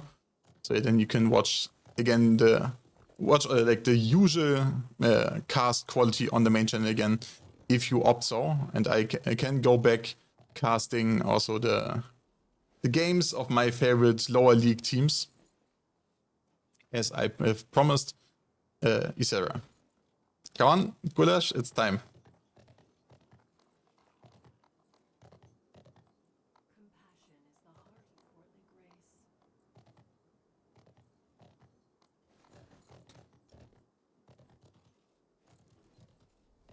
And as always, if you guys are new to the stream and you didn't pay attention the last time, I will send again like my YouTube channel, where I will upload the VODs afterwards. They will come online somewhere during the night, where you guys can just rewatch the game in case you missed something, or if you want to deeply analyze whatever you see there. And if you want to get in contact with the whole organization of CBR, if you maybe want to join CBR in some way or form, there is the homepage. You get all the info regarding the schedule on. Also, there's a Discord link on it. So yeah, if you want to stay in contact with CBR as a whole, and I heavily recommend joining the Discord. Look up the homepage from time to time to get all the news. Yeah, don't subscribe to my YouTube channel. I think it's not really worth it.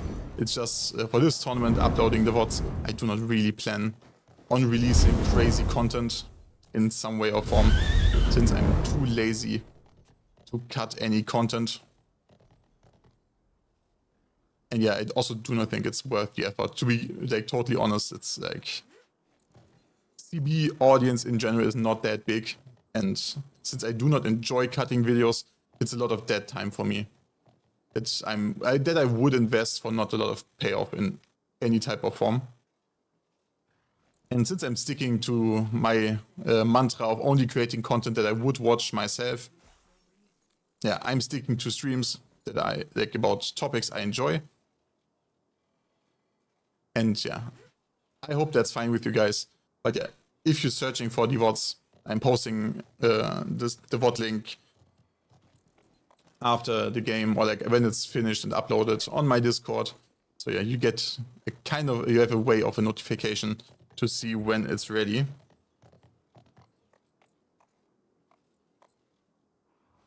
Oh, and yeah, I got the notification. Lars G, thanks a lot for the sub on my YouTube channel. I guess you're getting the disclaimer that's maybe not the worthiest investment of your click. But yeah, I do appreciate it a lot.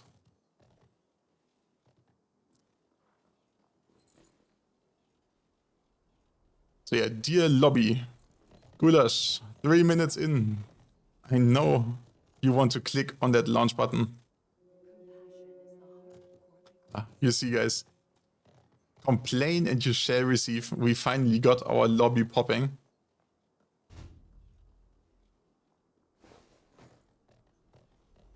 And we are hopping into the last game of the evening. One of the deciding matches if Yerbuddy is capable of competing for the top 1 and 2nd place. Because they definitely need to win this 2-0, otherwise any chance of competing for top 2 is gone. And I'm pretty sure you bandits want to make it as hard as possible for Yerbuddy. And they pull out a very, very bandit-like comp. Guys, like as much as I understand it, but I do feel like bandits really thrive in chaos and they really want to create chaos. But with the type of unit that creates chaos, they get so predictable because they keep spamming Kev so many games, and just switching from Hussars to Yanyudao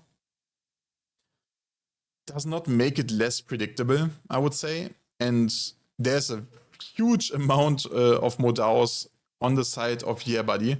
So I think the answer is on the field. We definitely know Yerbuddy is capable of playing tight and organized blobs. Also playing around these Arbalists. The unit comps already do not look too promising for bandits. But if they manage to find some gaps, every one of the every of these Yanyudao units can full swipe a whole blob. You know, just they go sweep, and then the blob is gone. So yeah, maybe that is what bandits are relying on. The very open map, the multiple angles for a lot of these fighting positions, and then getting this one Kev through that is wiping the blob. But this is so hard against a team like Yerbuddy that knows that the Kev spam is coming with a precision of 90%. I think bandits, especially in this tournament, were very, very caught in spamming Kev every game. And I do think if you're overdoing it and not doing it like a cheese strategy, it's not the best idea. Only question now, Will we see a unit swap into late Sally?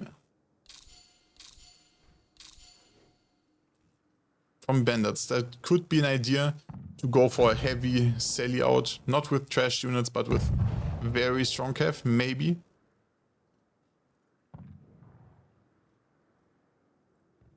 But it doesn't look like it. No player getting ready towards the supplies.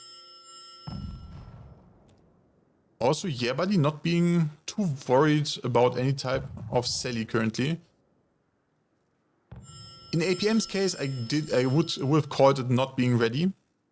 But in Yabadi's case, I think they know how to count players on the wall and observe the movement and also press tab. And the combination of the two infos give away if a Sally is happening, at least in the very next 30 seconds. So I guess that is the reason why Yabadi is calm.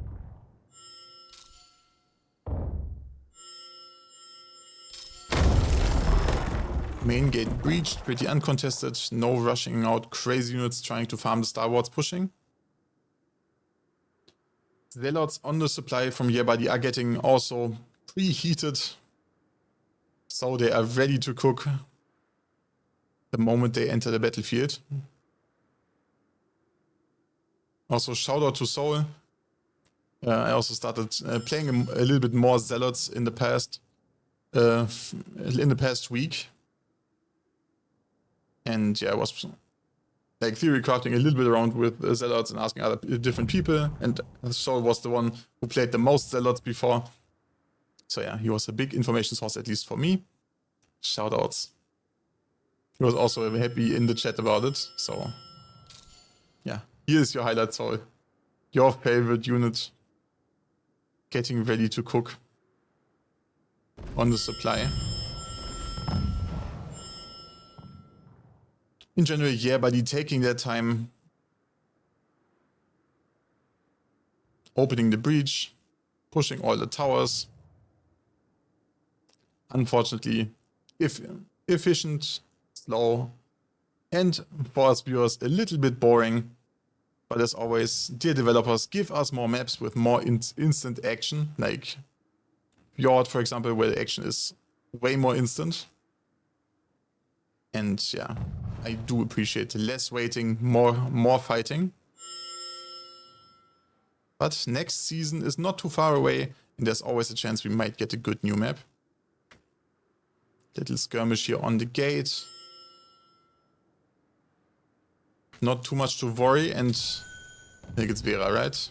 Yeah, it's Vera trying to find a 1v1 with his pike. Also getting some backup. Pike dismount, always a little bit dangerous, but in general he did not catch anyone really off guard and out of position. Maul's also not the best target because they can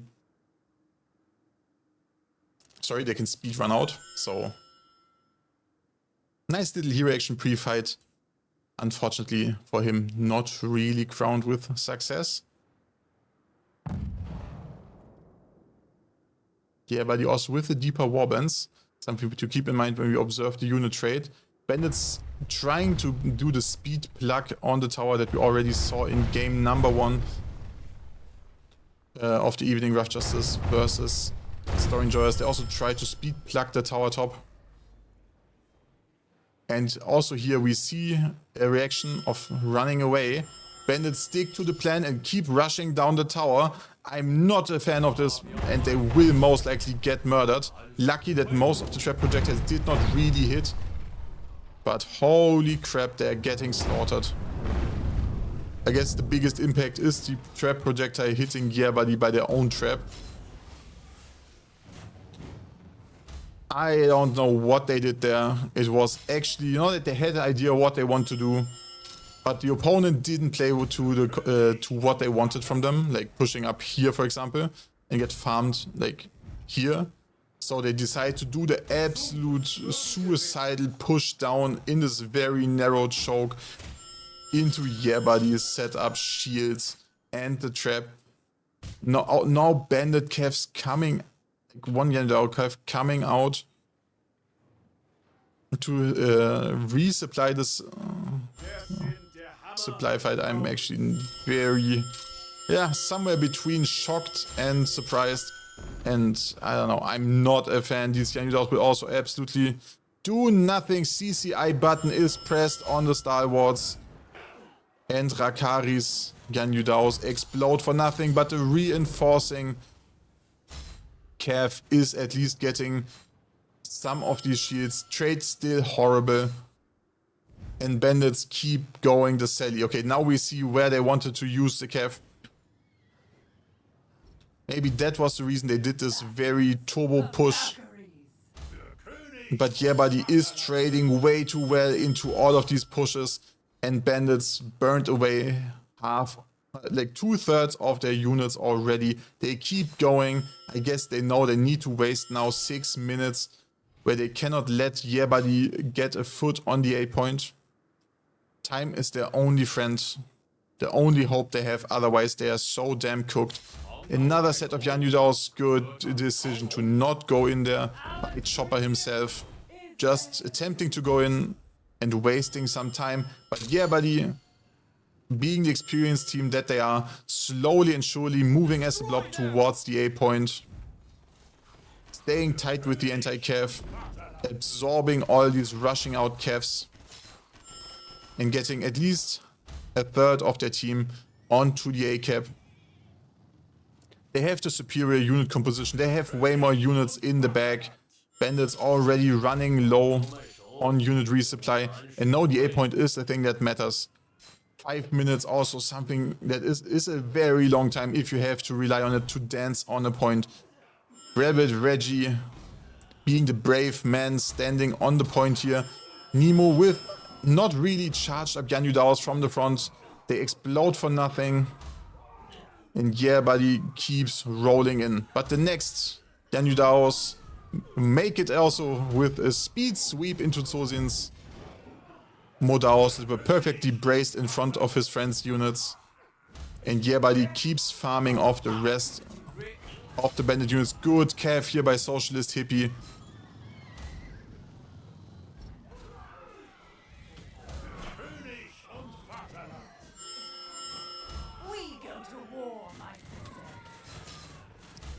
Taking the human to success.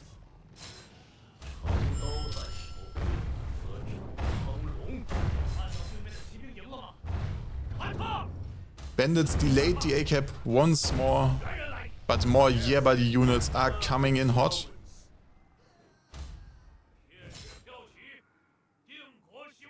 And Bandits unit trade is going worse and worse.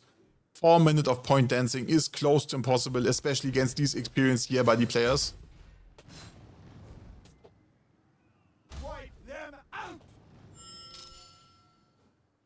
For now, Bandits are still surviving, but still 3 minutes 55 on the clock.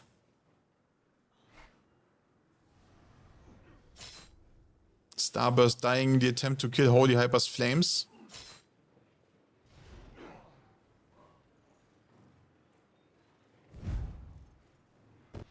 Bossy with the lonely merms that get now immediately swamped by Doxy with his Cav.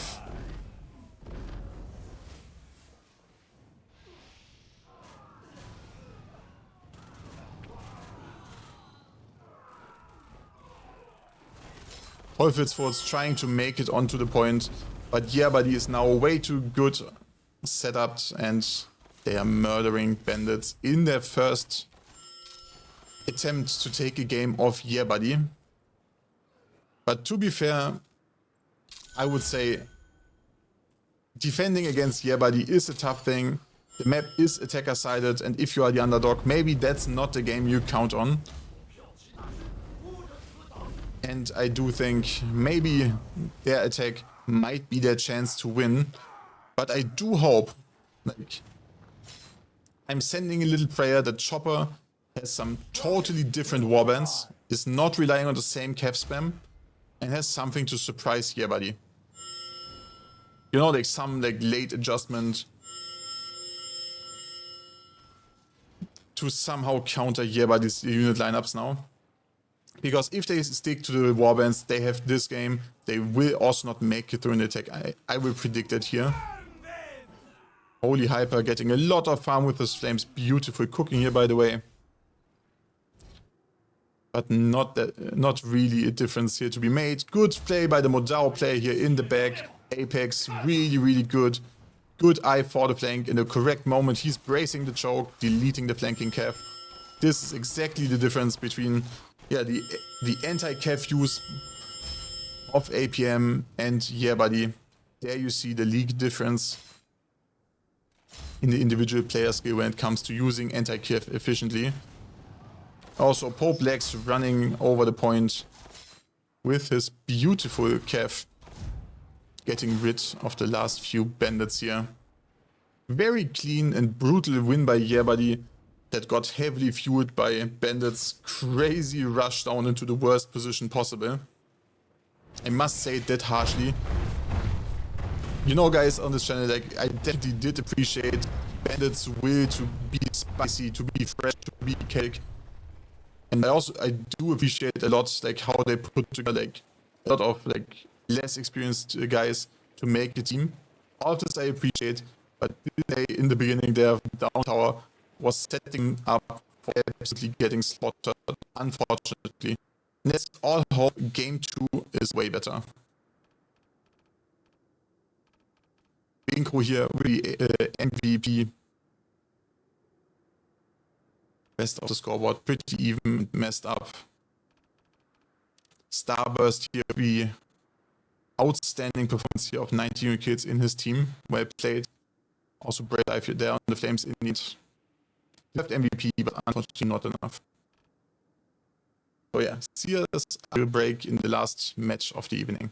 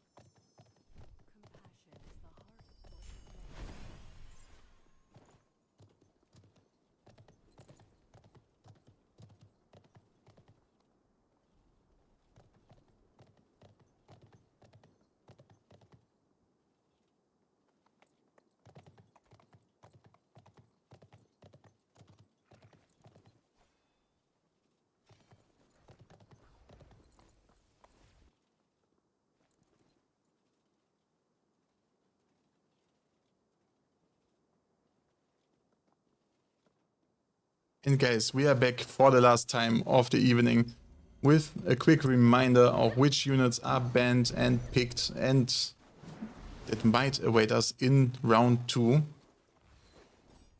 And the question, if there's other potential warbands to be cooked by bandits to take a game of Yeah Buddy, can they ruin Yeah Buddy's tournament today? Or will Yeah Buddy make the whole final of the season of CBR closer than it ever was between 3 teams? That's a good question.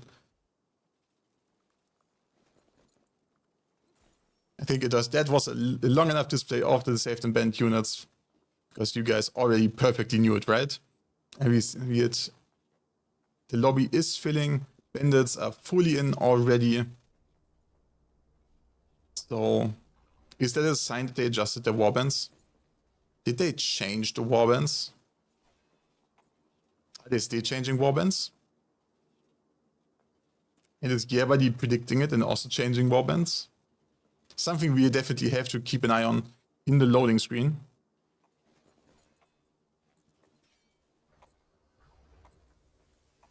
Yeah Buddy also now filling up their ranks a little bit. Come on, guys. I can't wait. Second game. And yeah, maybe Bandits coming up with something new, fresh, and crazy again. I also have to reinforce this. Like, one of the reasons I enjoy watching Bandits games and why I keep casting them, like, on a lot of evenings, is because they are so like out of the box in general. They think out of the box. They try something fresh. They're not bound by like the things that everyone is playing.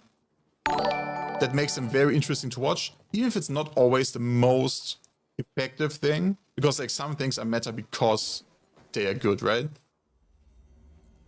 Rolling GG Twitch TV. Thanks a lot for the follow, buddy. Welcome, welcome. So yeah, but speaking about meta units and compositions and strategies, I think these things are meta for a good reason. But on the other hand, it perfectly suits the more underdog team, the team that is not expected to win, like Bandits in this case, to try something crazy, to maybe find something Yeah Buddy did not think of, to surprise them, to maybe overcommit like to one strength in a strategy, and then take Yeah Buddy by surprise and beat their maybe like more well-rounded unit comps with a solid cheese. I mean, they got very close to winning against Rough Justice with like crazy Zealot spamming and catching a lot of like purple shield comps from Rough Justice in the right moment with the full Zealot pull. So this is the type of moments that Bandits can create in a lot of situations. But it also puts them in a position where their strategies become a hit or miss thing. If the opponent is reacting properly, like Yeah Buddy there on the tower, they're getting absolutely wrecked and make the game 10 times harder. But I guess, like, from the position of an underdog that is absolutely not expected to win by most people, I think the predictions were also pretty one-sided before the match.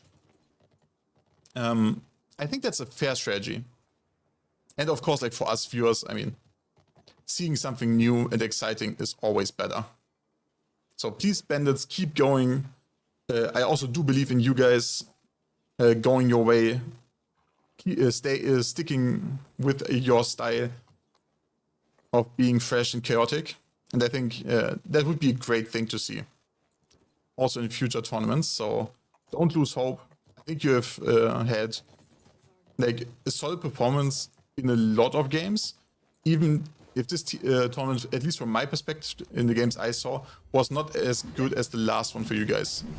But yeah, maybe correct me if I'm wrong. Maybe that's just my narrow view because I didn't see your best games.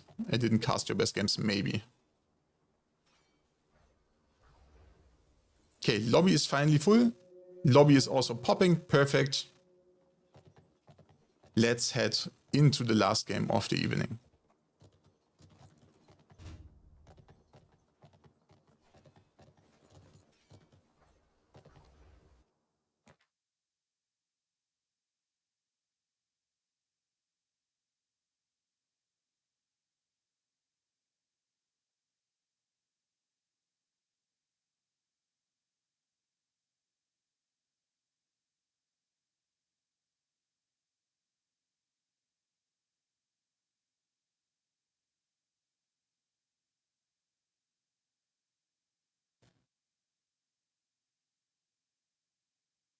Nice little warband flex by Vera. Flexing the Zergs. As much as I want to see Zergs back in the game in some way or form, because it's for me nostalgia factor. They would not be a good choice currently. Also, shout out in general to all people who preset their warbands and not run into the problem of last second creating their warbands and maybe making mistakes. Because these mistakes have severe punishment in the rules, pre-communicated before the tournament started. So yeah, please set up your warbands beforehand. Check them with proper tools. If you do not have a proper tool, yeah, I mean, maybe bring up this idea to the organizers to release an Excel tool for everyone that helps calculating warbands with correct leadership values. Yeah, maybe I ask if we can release something for all of these teams, because the amount of incidents was actually quite huge, and also was like huge discussion, and some people were being very angry at the organizers. And I do think, yeah, it was avoidable. That's at least what I think. Come on, dear camera, I want to swap, thanks. Instant trap by Chopper onto the dropper. I guess he wanted to deny Yerbuddy the Zealot charge that you can do there.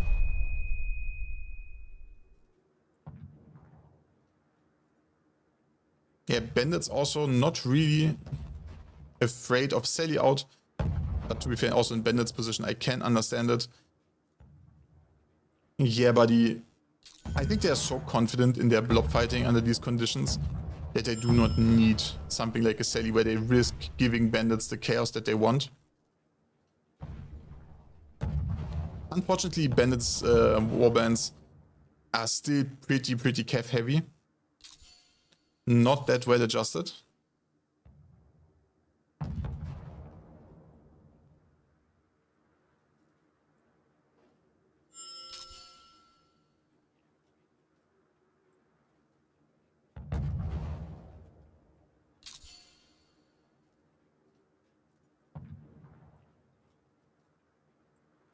And slowly but surely, we are waiting for the towers to crawl to the walls. Oh guys, this is really the toughest phase of casting, at least for me, because nothing is happening. There's also no variation, you know, like as a player who played this game for, I don't know, 7,000 levels, these tower pushing phases are so boring and repetitive. So yeah, I'm craving maps that do not have these tower phases.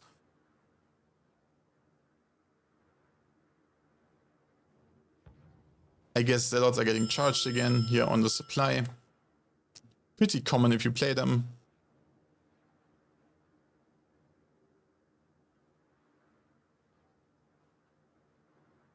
Also, I do like the tier 4 from the last season here by Bandits.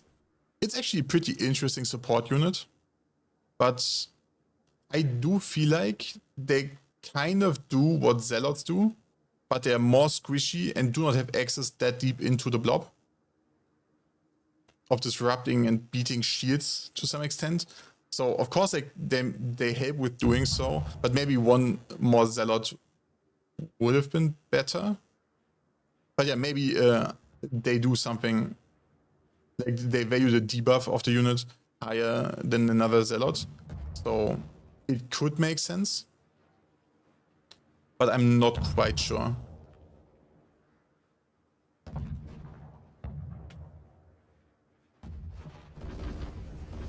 Quick little gate setup here.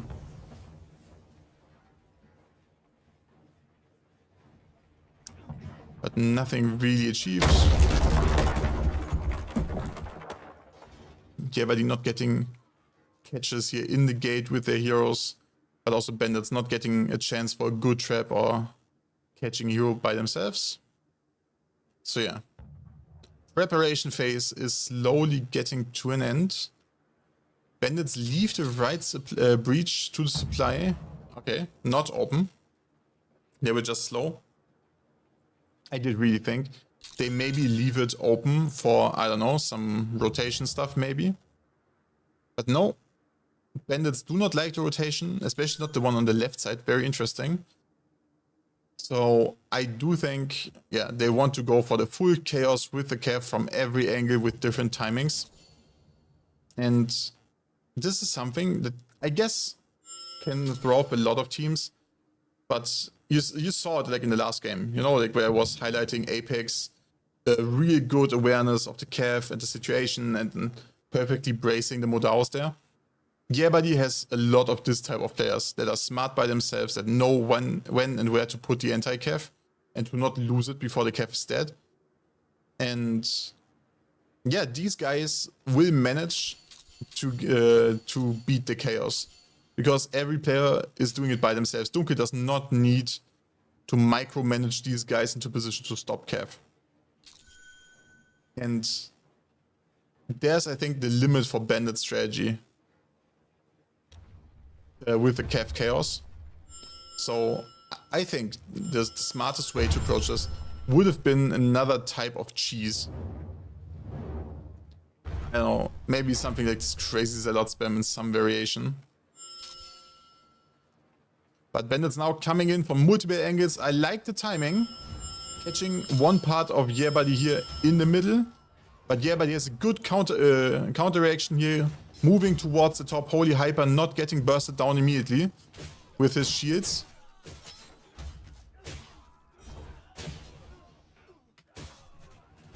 All the fights happening at the same time. All flanks are cooking here from both teams.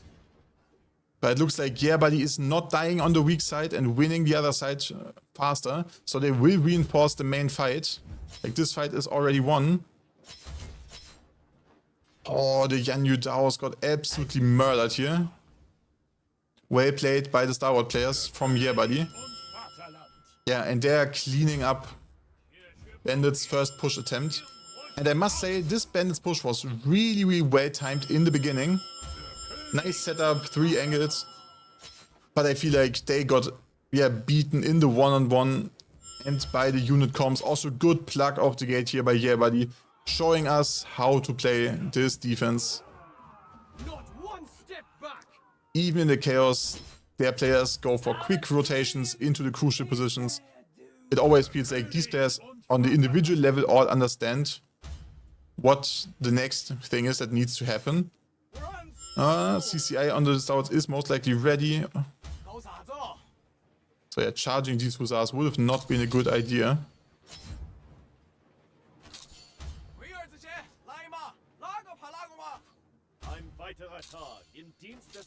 And Bandits now use the breaches and spam their Cav. Currently good chances here on the A point. Also solid supply block and still. Oh, the Cav kills a lot of heroes there.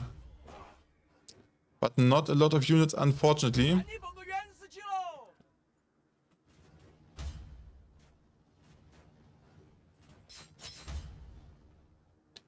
And we see Bandits now making it onto the A cap. Supply is still blocked. Really, really good supply block by Starburst here. Once again, him being one of the core players of his team. Taking this crucial role and opening Bandits the way onto this A point. Yeah, but he could not reset in time because of this good supply block. And now the important thing is for Bandits, not lose this fight. Do not try to rush the end cap and lose the fight. You need to win the fight, Bandits. Don't rush through, you will get eaten. No, no, no, no, no. Don't rush the end cap. You're in the perfect spot before. Yeah, but he will be right behind you. You will not back cap this. Is no, no, no, no, no, no. The idea is interesting, but it's not how this map works. Yeah, but he's also not a team that gets like easily, you know, like irritated by these moves. You just lost units for free there. And you could have just wiped there next to the A point and then reset for the end cap. Fortunately for Bandits, the unit rate didn't like swing too much. And they're still catching some of the units. And maybe Yerbadi is now going for the counter push here. opening up some chaos for bandits. But yeah, bandits have to run away and save some units. They got more space, but they lost so many units for it, and they are actually now in the worst position compared to just reset, like wiping on A and then resetting. I know bandits want to play fast, but in this case, this was not the way to do this. In general, like the higher level the lobbies are in CB, like out-rotating people and capping, like back-capping them, like a full point without winning a fight is not possible. Like none of the maps is big enough to really do that. Or like none is maybe a stretch, but like 90%, 99% of the maps don't give you the chance to do so. And if you try it, you would most often get punished with losing a lot of units. So that was another time bandits being bandits, trying to be fast and outsmart people. But yeah, the thought was faster than the actual units. And that makes these plays impossible, unfortunately. But still, bandits have a chance here. Everybody only with a slight unit advantage. That is most likely also in, like mostly in green and blue units, as much as I can assume it from the unit warbands.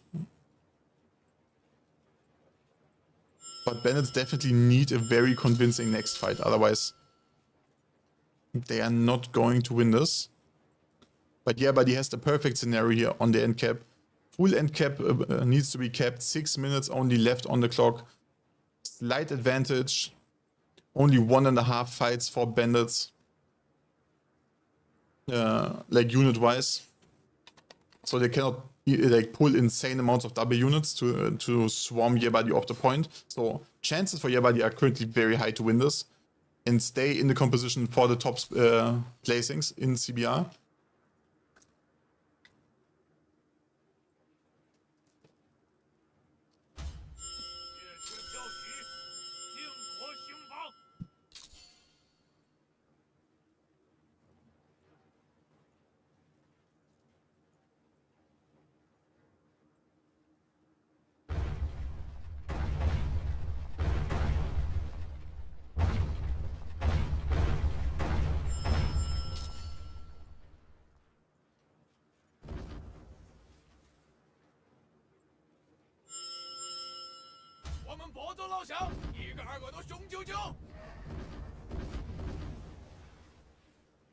And yeah, but being not really pressured here. Bandits taking a long setup time, putting all their players on the different flanks. And because they know they do not have a time problem, they have an efficient wipe problem. They need to wipe efficiently. Good catch here onto the calf. That was too slow and didn't have an ability most likely. And also is lazy now, getting attacked and maybe overwhelmed on the supply. Main fight also breaking out. And we are quickly swapping over. Maybe into a perspective where we can see both of the fights happening. But it looks like Yebadi is massively winning this main fight. And there we see one of the things that I guess most teams need to remind themselves of.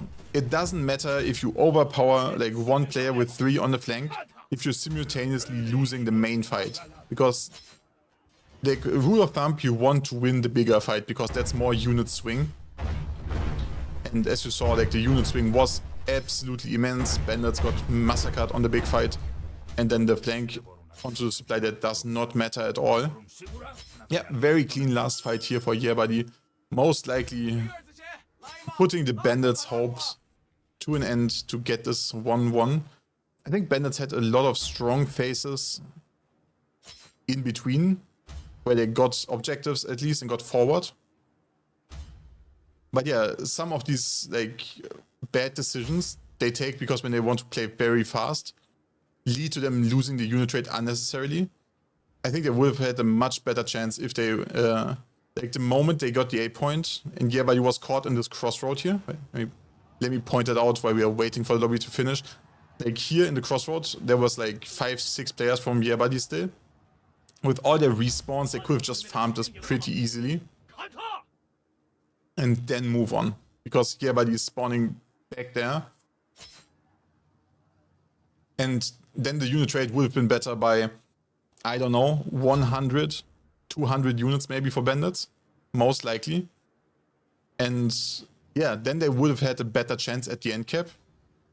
And for the end cap fights, I would say trying to take the supply with more people can make sense, but then you need to like hide your main blob. You cannot get engaged here.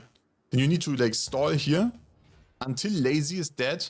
Your 3 people, you know, like have like soft reset and are ready to push in and going this main road down. And maybe get like attention by more people from here, right? And cause an overreaction by the defender, and then you push in your main blob. But this requires like very good comms and a good awareness of all players involved. And I do think that is maybe a little bit too tough for a team like Bandits, where they have also a good amount of less experienced players that are not like that used to playing tournaments. So if you do something like this, and you make these chaotic flanks, maybe do not make flanks that are likely to overwhelm a side on the flank. Maybe make small flanks that create over rotations or get you slight advantages, like one player from here, one player from here, you know, but you're not risking your main blob to be underpowered. So yeah, I hope it helps the Bandits. I know some of the guys watching stream and VODs.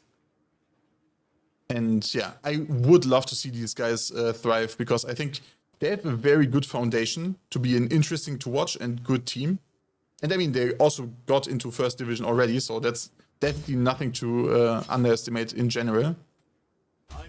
But yeah, I think they can get better, as all of the teams that we saw today, because there's no perfection, just constant room for improvement. And in Bandits, I would love to see that. Tagi trying everything, but Keen Jade putting him to sleep with his glaive.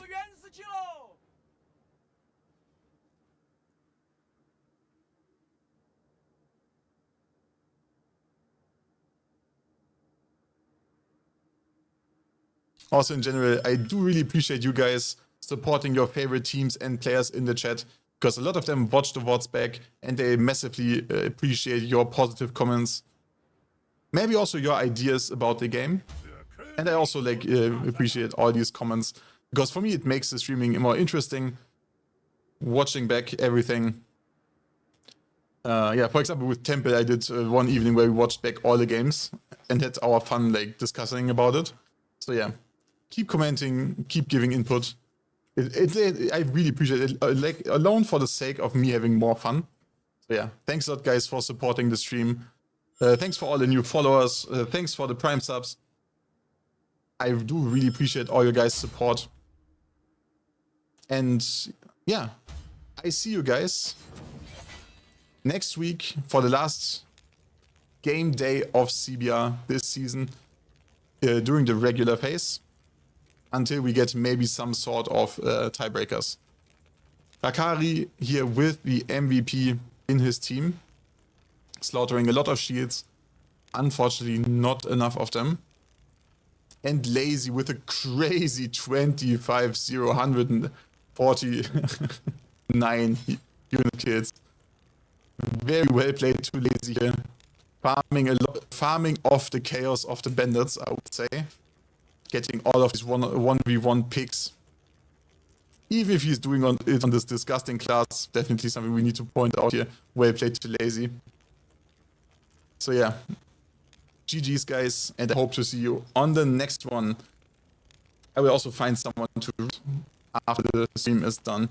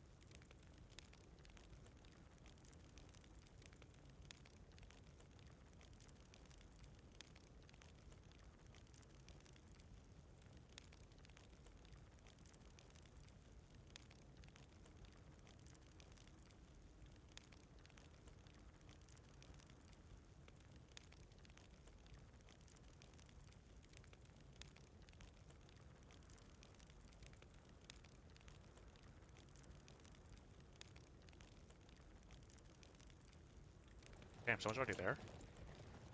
That MVP. Yeah, that's a bait. Okay, we have 2 sets of anti-cav. We got Coco's. We can head down. No way he builds a bro. My phalanx is far away, guys. Wait. All right, wait for the phalanx. I don't want to get calved. We push in about 10 seconds. Okay, we can start moving down. I'll be frontline. Modal. I'll watch the flank. I'll watch left side. So phalanx, you watch supply side and mid. Wait, what are we doing? Why are we going that way? Oh, these Spartans. Okay, I'm watching the flank. Where? I guess we're going left? What the hang on. What the hell was the plan here?